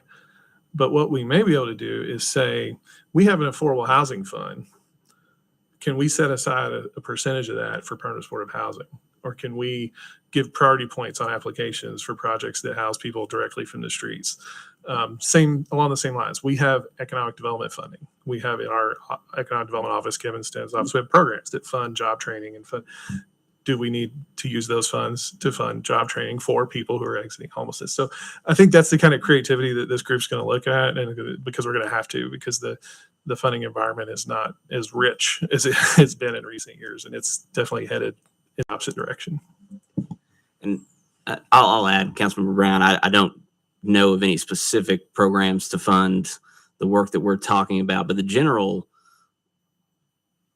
policy direction that this administration is moving within HUD, at least, and I don't work with as many programs within HUD as Charlie or Jeff do, but work in quite a few of them, is in this decision, frankly, while it is maybe a little bit unorganized, is consistent with the policy of moving away from programs that are fully funded by the federal government and moving towards programs that are partially funded with the ability to attract private capital. For instance, in public housing, since Trump's first term in office, there's been a massive focus on privatizing public housing authorities. And there's a program called RAD that's to do that. So I think if there are federal programs, to be attractive to this administration, they're going to have to tie with some sort of private capital and be something that is not operated solely with the funding of federal grants. That's an opinion, really, but I don't know if Charlie has any. I think it's fair, and I think, and Sally or maybe one of our finance people would add to this, I think the feeling's mutual at this point. I think at this point, we don't want to fund programs exclusively with federal dollars any longer, because we now know that could mean that tomorrow they're done, they're gone.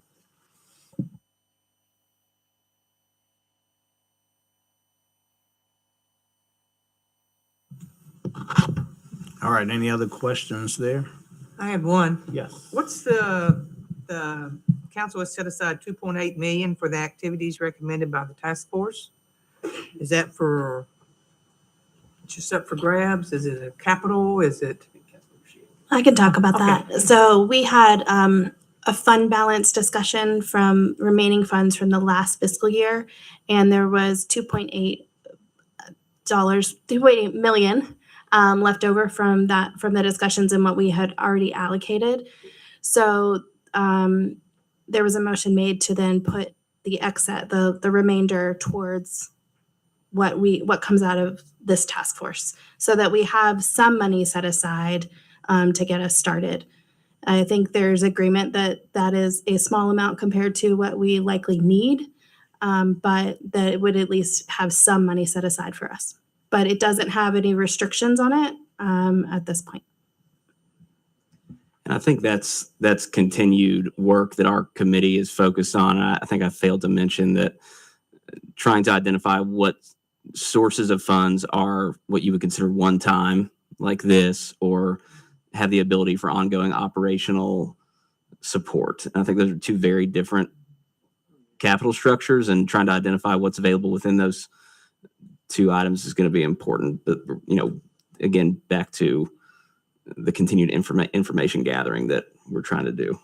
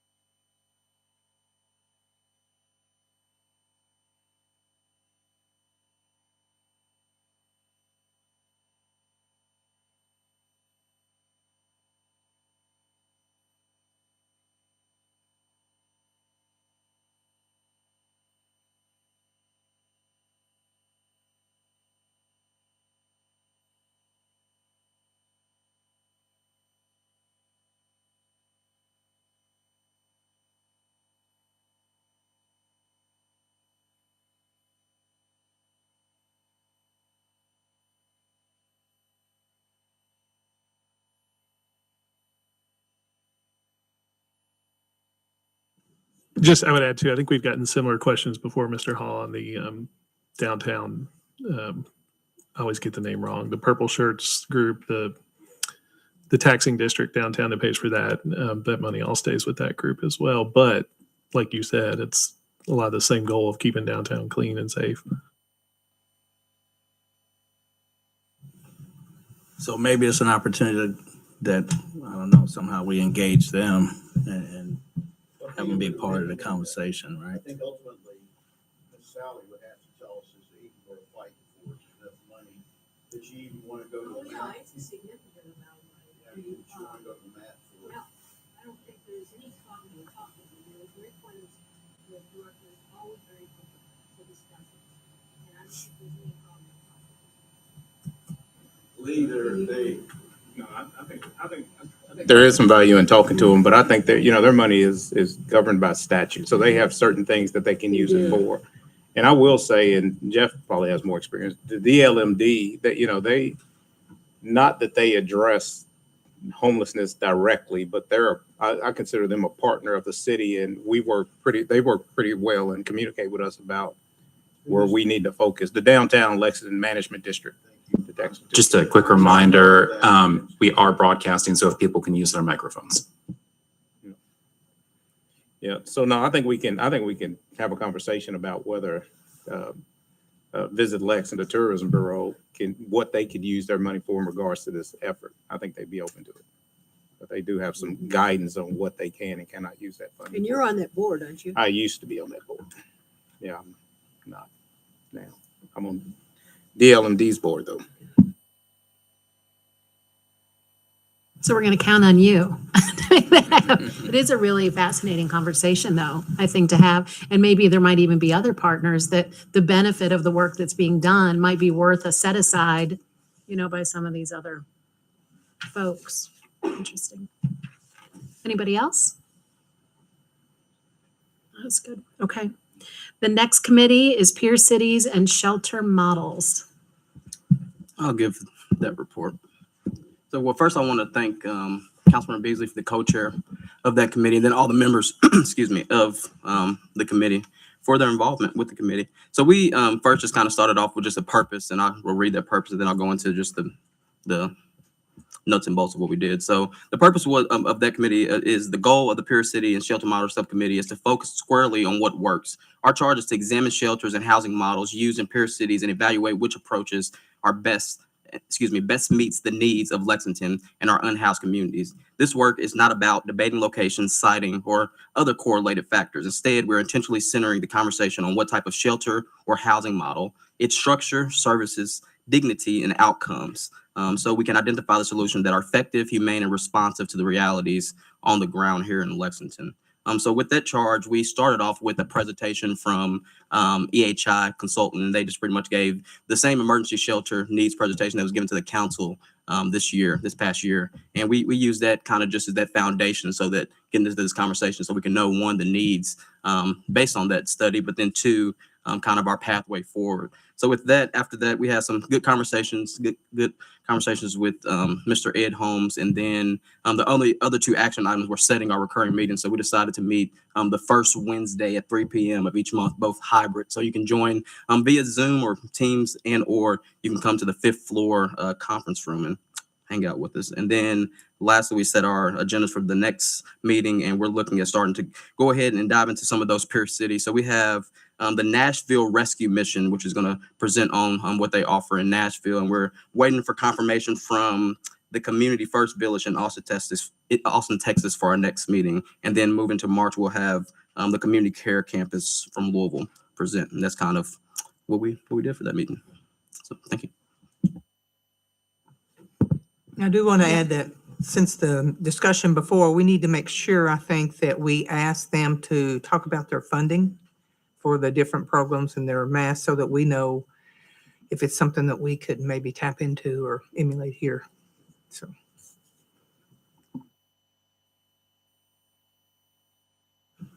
Any other committee members have something to add or sort of questions for this group?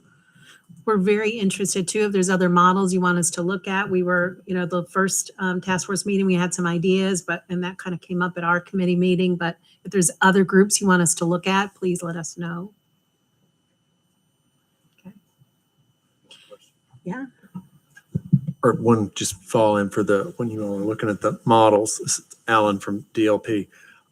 In speaking with all of my members and in the great committee meeting we had with Mr. Hall and Zach and Sally and our group, nowhere was there just a general, I would word it, most of the goal for any type of our discussion seemed to be like some type of product at the end that would help move people up and lift people up, and not just a general, did you call it like warehousing?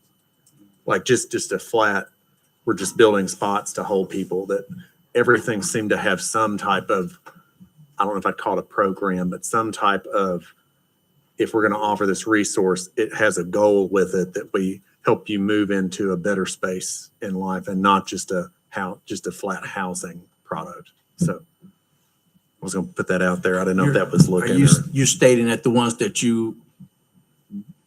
we want to look at do have that outcome, or we want to have that outcome? There was no anybody in our group. Nobody had passion or could think of a philanthropy group in town that would just do flat housing. Everything that's been funded well that I'm aware of and that Mr. Hall's spoken about all have a program component to help somebody recover and get back on their feet in whatever capacity that is for them and the best they can. But there was some expectation of a growth or forward momentum, not just only housing, if that makes sense. Or correct me if I'm using bad terminology, but yeah.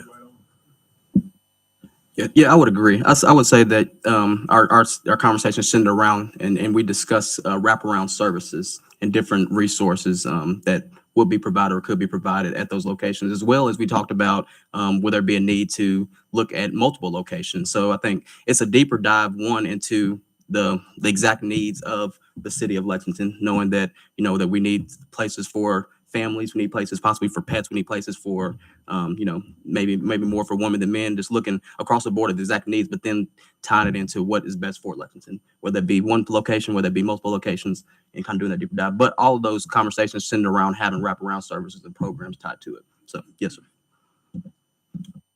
I think though, so this is where I get kind of bogged down because this could get bigger and bigger and bigger, right? And so always when I first started working at Greenhouse 17, I had this idea of kind of like what success was, and so I had this sort of idea that you got out of a relationship, you moved on, you were self-sufficient.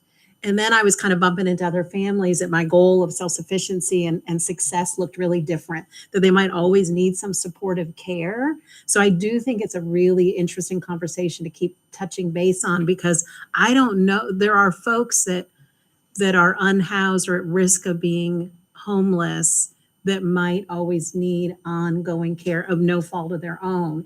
So it's an interesting piece that when we're talking about funding, and if we don't have good leverage to get interest in that, then where do we get that for those folks? And then how do we leverage folks that might be really excited about seeing people kind of transition out? So I love that you brought that up, but I think it's a big philosophical conversation as we move forward on how we address the needs, because some people, you might be 45 and have a disability, but you're not ready for, you don't get disability, and you're not 50, you're not getting Social Security, and you're just kind of lost. You're in that limbo place. So I think we should turn around and come back to that at some point throughout. Yeah.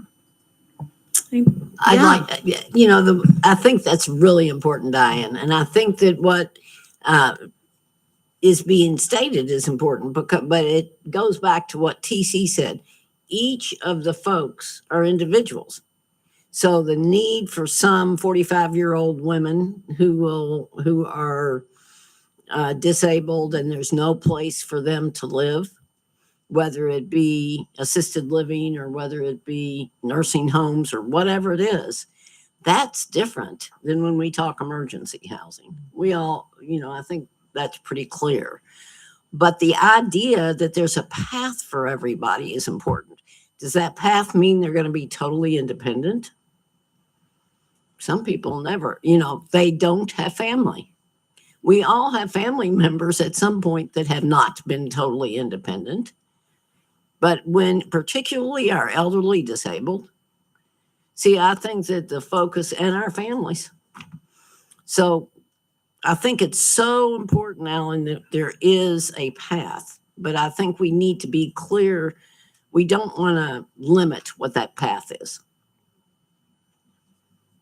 And I want to jump on board on that, because I was sitting thinking the most difficult clients that I ever worked were those who had so little potential to elevate, because there are all kinds of programs to elevate, but there are not many people that want to contribute resources to help those who will kind of hover at the bottom for physical, mental, or just a variety of reasons. And they're often the ones that take the most energy in the shelters. Now, David and Jenny can speak to that better than me now, but that lower, like 5%, are the biggest challenge. And I'm sure in the winter shelters, I mean, the purpose of that is to make sure people don't die, get people out of the cold. So that's our bottom, that's our first goal. Maslow's hierarchy of theory, is you got to provide somebody safety, and then the resources that we can tap in from other community partners. But we can't forget that, because it's not very fun sometimes to think about that lower level. And I think too that it can be cost effective as well, because a lot of those folks will end up in custody, like they end up in jail. So we're dealing with them in some way. So it'd be better to get them into programmings and support or housing that fits their needs versus just being on the street or incarcerated, which I think is a whole nother, piece. Well, but yeah. And I'll just add, historically, when we look at our housing or our housing assessments and our coordinated entry. Like we've always struggled with that same group that, like in the old VS, but I was like those people who scored a 4, they're not really high enough to meet, for like supportive housing, but they're too low to really, they just fall in this in-between category, and they need a little bit of help, but not quite as much help. And so we tend to focus on the extremes, but yeah, there's just so many people that fall in that gap that probably just a little bit of help could go a long way in terms of meeting that need. And they're not going to need as intensive follow-up for as long, but they're going to need something. So it is that there is that group that I've seen many times that just flounder around because they're not at the top of anybody's list. I also just want to add briefly that we know that for the last several years, we've had to operate this emergency winter weather shelter. And so there is a need. Even this year alone, we just opened the winter shelter in November, and we've seen over 500 individuals. I haven't checked today, but as of yesterday, 570 unique individuals. So we know there is a need for this emergency space as well, especially in times like this where you are literally trying to keep people out of the weather so they don't die.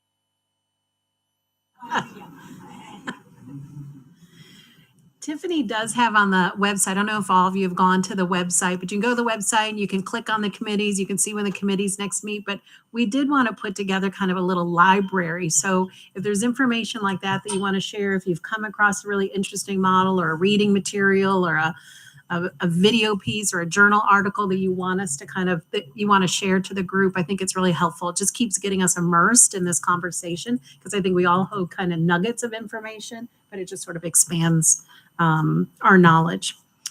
So if we're done with that conversation, the last committee is community engagement.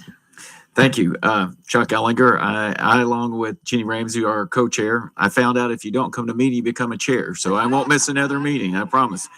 Our mission statement, and I think Todd was late to the last meeting, so he became a chair of one too. So I just passed it along.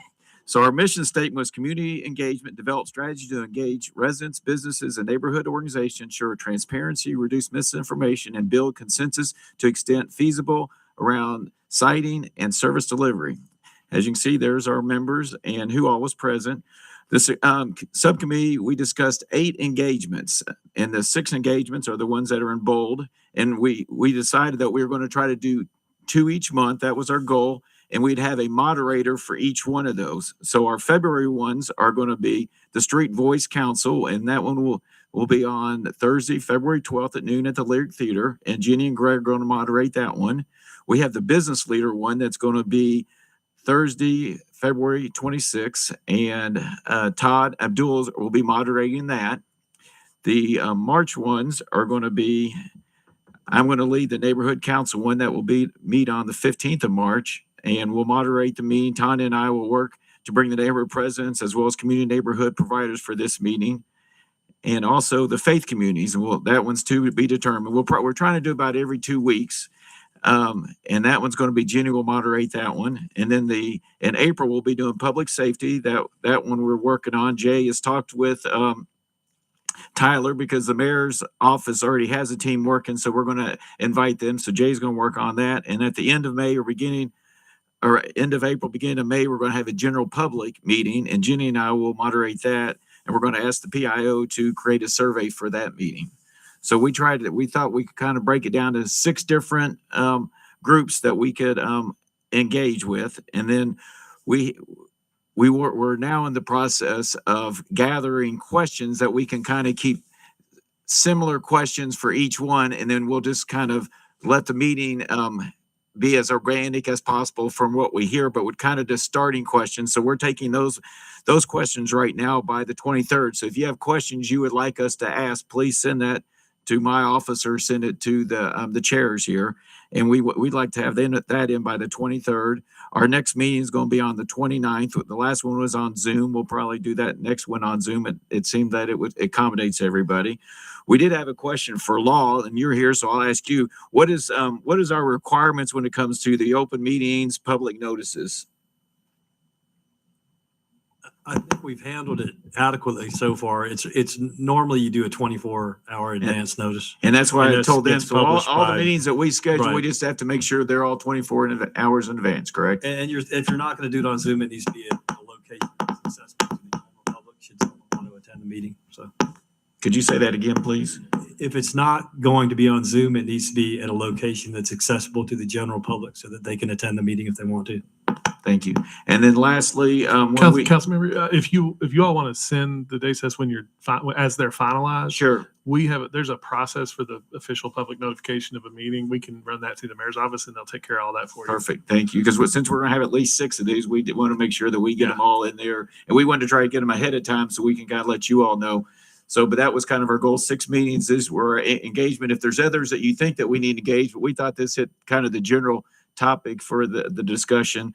And then the last one, we were talking about social media and how would we do that to get input from the general public. We wanted to kind of gather these first meetings and then speak to the general public. And Jenny, if you have anything else to add, feel free.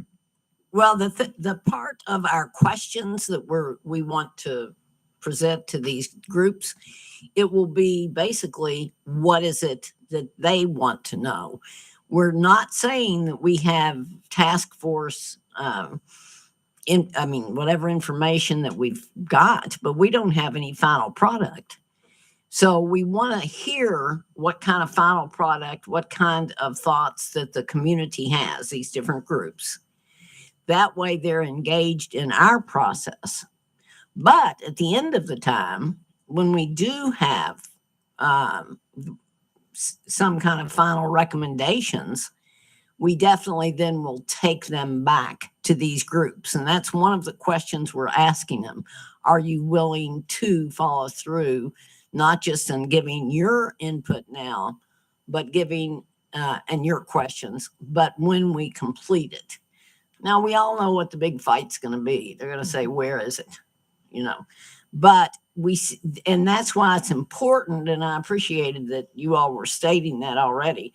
It's important. We're looking at models. We're looking at other things, not about location. But that's the first thing. I've already talked to several of the faith community groups, and they're very interested in having their voices shared with all you all. But that's going to be, so we've got a step 1. Wouldn't you say that, Chuck? It's like step 1, step 2. Certainly. I agree. So that the first round of questions is not, it's really drawing out their concerns and their input. We think it's so important. We think you all are wasting your time. We don't want it in our neighborhood. We know we're going to hear all that, but that's not what we're after. We want people to feel that engagement and be able to have, back and forth. So, and our goal was try to have this presented back to the full committee in the middle of May when we have that meeting there. So that's what our goal is for the committee. I think that's all. Thank you. Mm-hmm. So Jenny kind of teed this up. I was thinking about this question, and she's obviously done some legwork with this. And we have Reverend McFarland here, and I'd like for him to potentially chime in on this,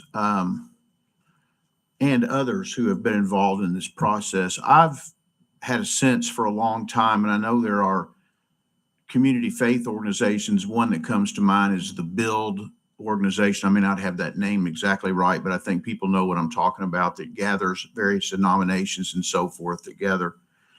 And I mean, just to get to the point here, I wonder how active a group like that or some group like that that is an ecumenical group that considers all faiths and in the community would be to developing a model whereby the churches in the community got more involved financially in this process. And I say something, maybe it's as simple as, second collections in your church once a month. You commit to that. We're going to take a second collection once a month for whatever we were able to determine the need that was going to go to a particular need. And maybe it's some of these things that programs and budgets can't cover. I don't have any sense of what that is. I know I'm just curious what the faith leadership in the community would feel about that and how they would feel about what in my opinion is a significant responsibility of churches to help with this situation that we're dealing with. I mean, for most of the history of the United States, churches and families dealt with this problem. It wasn't as large as maybe as it is now, but it was large. And that's who cared for a lot of the folks that we're talking about here. So if someone would like to address that, maybe inform me, because I'm not well informed there, I sure would appreciate it. Well, I've already spoken with Build themselves. They definitely are going to be involved in the listening. And some of the input that we'll ask is how much can you? And I know that, Reverend, you may have some other thoughts, but I will tell you in my 27 years of being a faith-based group that has worked and depended on people's, passion for living their faith, one of the hardest nuts to crack is to get, the funds not separately. Separately, they're generous as can be, but the idea of putting it in a general pot. No, separately as churches is fine, but I think that you find that they don't like to commingle. I'm going to just say it. Me. I'm not going to. The Catholics and the Baptists and the whoever's may not trust if we all put this money in together now. It's an age-old thing. We've got our Black Church Coalition. We've got all kinds of groups that have attempted. But when you're talking about big for this, I think that, yes, we need to ask them. That's some of their input. And they, But based upon what you're sharing, it would appear to me that this committee or this task force would need to come from the work we do with something that's very specific about that it's coming from the mayor's office, that it's very specific about how these funds are going to be managed so that there's not this them and us mentality, which is ridiculous, but we don't have that mentality that we trust that the money's going to be applied properly. And so it may take a bigger effort, no disrespect meant than you, Jenny, getting up to Christ the King once a year and making an appeal. That reaches a group of people there. Right. But that's only a small percentage of the people in the community that are going to church on any given Sunday or not there on that Sunday that are reading their bulletin or can be informed. If the trust factor is an issue, then we need to have something that's fairly standard to show them that this is going to be handled this way. It's not going to this particular group of people like the Catholic Action Center or this group. It's going to be commingled and managed in this way and used in this appropriations process. So I was just curious. It sounds like we're not far off the starting line with that right after your 27 years or whatever. Pastor, do you have any thoughts on that? Well, I definitely think that a consolidated effort is needed from our faith community. I've pastored here 5 years, and I have yet to see that cohesion from all of our ecumenical bodies. I think that with the reality of $3 million being cut from what we found out today, there is some way we can speak to all of the faith leaders to speak to this initiative. And whichever subcommittee would like to take a stab at that between community engagement or the funding subcommittee, I definitely think it's a great challenge. I think that a lot of churches will get involved in it. but it has to have a center as relates to where the funding is going to go. And I think it's a great need. And if we can magnify it soon enough and great enough, people will get behind it. There are various churches that already do their individual missions toward outreach. Our church is connected to Church Under the Bridge. We feed homeless people every Sunday, but that's just, one area of providing food and giving out clothes and things of that nature. But I think for the greater effort of us consolidating together, even in funding, that is a greater stretch, but it can be done. I think it would even possibly take another subcommittee of faith leaders other than myself. I don't know what other faith leaders in this room, but I definitely think that that's something we can do if that's what we want to tap into, because we do know that the churches are strong enough to connect their passions to make this happen. So, yeah, thank you. So as a follow-up to your statement, I read your bio and I see you have pastored in Texas and you've pastored in Brooklyn, New York.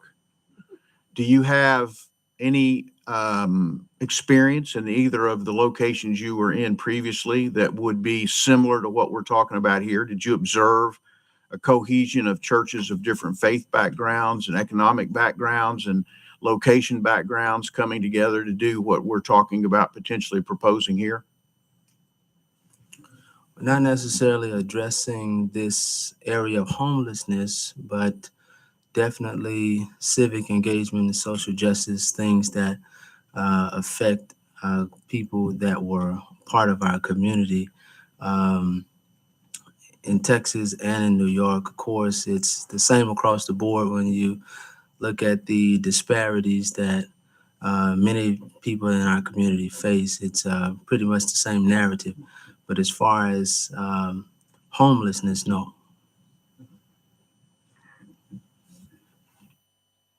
I think you're onto a good thing, Lee. And I know that the city's tried doing Lex Fund, or what is it? Anyway, what do you all have? Lexington Yeah, Homelessness Fund. Yeah. Again, you get people that say we don't trust the government. You got to remember, if you're trying to get locals versus the institutions. And an institution, if you know, as you would know, they have budgets. They have their process. They may say we're committing X amount of dollars for this year or next year or whatever. Again, when you look at your funding group, yes, kickoff money is one thing, sustainability is the next. Because if you get a new minister in, anything can happen. But I do think it's the obligation. I mean, we're based on the fact that it's the obligation of the faith community and the community to take care of the least of our brothers and sisters. So I think, so just absolutely, without letting the subject drop, to Pastor McFarland's point, do we assign some responsibility to this task force for trying to gather representatives at the church level, not necessarily the parishioner level, but the church level, as a part of this task force to come together in a subcommittee? I don't know. I'm not trying to deflect this because I'm on the funding side, but I'm not sure that's the right group to approach it. I think there were one of these, was it the last report, I think, talked about faith leaders. You all had it in that. So anyway, there's a committee that's been established here that it might be more appropriate to roll that into. But the effort to get those folks here and how that's organized is going to take some thought and take some planning. And do we just leave that with discussion today, or do we try to put something in the notes that we're going to address it in some form or fashion? Or I hate just to have a nice little chat about it and then that's the end of the discussion. well, with our committee, the faith group coming together are not just people from the pews. They are the faith leaders. You can ask people from the pews every day. That's general population, basically. We're asking people who are decision makers in their faith communities to be the ones who are part of the listening session. So maybe we should even think about that being a coordinated effort with the committee. But like I said, we've already done some pre-discussion with the faith leaders. There's a difference. And you can obviously tell that they're, you've got members of the community, and then you've got the leaders of that community. And we need the faith leaders to be able to share the questions. What we're asking them is to go to their communities, ask the questions, and bring them to us when we get ready for the listening sessions. So we're not just saying those who might, we're asking for the decision makers. What I'm hearing a little bit, and correct me if I'm wrong, but can it be a more specific ask? So if there's already a conversation of faith leaders, can it also be, do you want to put a little, do you have a stake financially into the success of this? And would you be willing to support that? And I wonder if that could come sooner than later in in the conversations when you gather folks together. Because I go to First Presbyterian Church, which is right on Market Street. It's a big conversation in that church, and I think they would be really interested to see. They do things like Just Lunch, and they do different things at Thanksgiving and holidays. But I think they would be really intrigued about that conversation about how to financially leverage their dollars that went and partnered with other faith communities. I don't mean to speak for them. I just go there. I'm not their leadership, but I think it's I'm not the chair of finance, but I think it's a really great conversation. And I liked it too, also when you're talking about Visit Lex, like there's other stakeholders that the success of this project might be worth them putting a little bit of money. I always pick on Chamber of Commerce, but that is also a livable, safe community. So your Visit Lex and the downtown community and your faith leaders, like they have a stake in churches philosophically. I mean, it is kind of their mission, but also the others to be a livable and safe space. So just finally, is there a way that there are enough representatives of this committee, or is there a way in which, I would assume, Reverend McFarland, that you have a group of peers that you interact with in the community. I don't know if they're exclusively Black pastors, if they're exclusively Baptist pastors. I don't know what that is, but there's clearly, if you got the word to the pastor of the First Presbyterian Church that he needed to gather up all the Presbyterian pastors and come together, and the Methodist pastors, and of course, Jenny's well connected to the priests in the community through all of her activities over the years. The Episcopal pastors, all this sort of thing, it appears to me that that's the way. They need a proper private solicitation to at least have the conversation. And I think that's where those of us that are here need to potentially figure out how we could be involved in that. And I may be treading over ground that you've been trying to tread over, but I know you've received, Jenny, tremendous support from the Catholic community over the years. And I don't know about it's not just that. I understand we're that, but totally involved with those others too. I want fair you enough. to, know that. And I don't have any way to know that. But that being said, what are the thoughts about how you reach these people and get them in one place at one time? Yeah, I think that's one of the things we talked about. This being the first or second week of March, in Easter, all the their schedules. So I think that we can be. Invite you or invite your group for sure on the 29th. Is that what it is, Chuck? When's our next meeting? Our next meeting is going to be on Wednesday, the 28th at 9:30. Okay. I mean, I think that can be a big topic of discussion because our first one's already set. That's Street Voice Council. That's simple. That's what we're getting together to. And we could take on the neighborhood and the faith community at that one. Do you think, Chuck? Do both of them? What are you talking about? I was talking about our next meeting. Are you talking Yeah. about the meeting for the faith community one? No, I'm talking about our next meeting of the committee, the subcommittee. That's on the 28th. Yeah. Okay. I mean, I think that, that gives us time because we're faith community. What we're planning is not to do them till the second. I think it's the second week of March. I've already gotten several dates from several churches, which none of them are Catholic, by the way. So I guess I better go check back with them. So Yeah, they would be our first group we'd meet with in March. So we're Yes. looking at the first part of March to meet with the faith leaders, faith communities. I don't know if this should be a part of the business leaders outreach, but I would also like to see some conversations with the major healthcare providers here. I know when we were getting our community paramedicine program started, some of the funding for that program came from healthcare because this was a program that helped get services to people who were like the chronic users of the emergency medical services. So I think they might have a vested interest in helping this population as well, to, you know, help clear up emergency rooms and hospital beds when you have someone who's now provided with stable healthcare and housing. I think that's an excellent point. That will be under Todd's purview with the business leaders and healthcare providers. I think that's great. Yeah, thanks for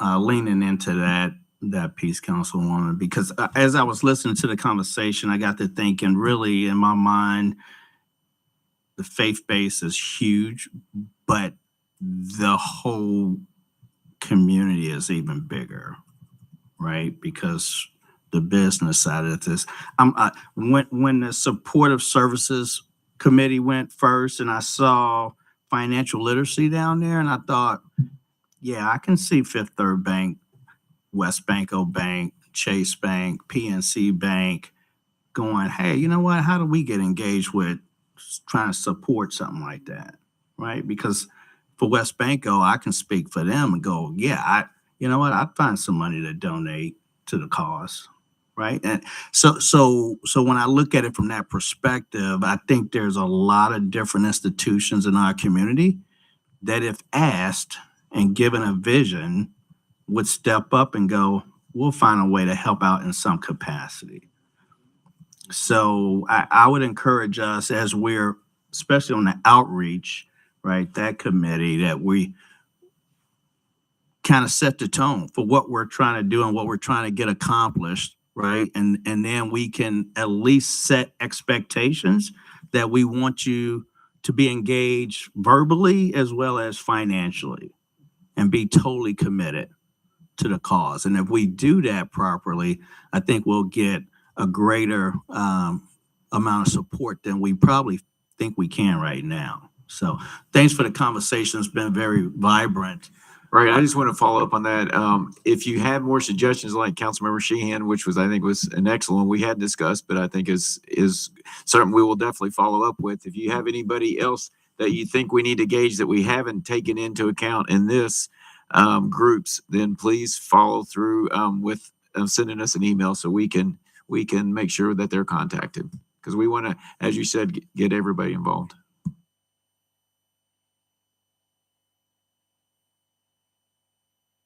That's all the committee reports. Does anybody have any last minute thoughts or closing remarks? But we're going to get you out of here before 5 o'clock. Tiffany has something. I apologize, Dan. I was going to yeah. mention one quick Yeah, thing on the Charlie. faith-based conversation, and Jenny may want to mention this or elaborate on it.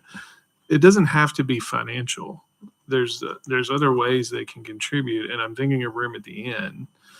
You know, we used to have a faith-based shelter program here that was responsible for, what they do, 10, 20 beds a night, Jenny, throughout the winter, 25. That's a significant amount of shelter space that we lost, and they stopped it during COVID for obvious reasons and just never restarted it. So that's a huge opportunity there. 25 beds would be very expensive to operate, and if churches could do it for free. I know last year, working with Jenny, we also came up with, because we had so many families that were parking in the parking lot at Walmart's, and we ended up with the sanctuary parking with one of the churches. So there is more than just financial that can make a contribution. Well, you all, I want to close on reminding you that our next meeting is February 11th at 2 o'clock, but it is in the council chambers, second floor council chambers. So it will not be here. So our next task force meeting will be at council chambers. We'll send out an email reminder though to you all, but just to get that in your mind. Thank you so much for the committee work you're doing. It looks to me like there's a little bit of pollinating between committees, which is really sort of cool. So open lines of communication. Go and visit the website. It's full of information. You can check on, see what other folks are doing. And I think, yes. You have 2:00. Is it? Oh, it's at 200 East Main. That's what you're saying. That's the address. It's the address. I thought it's at 2:00. I'm sorry. It's 3:30. 3:30. 3:30. Thank you all.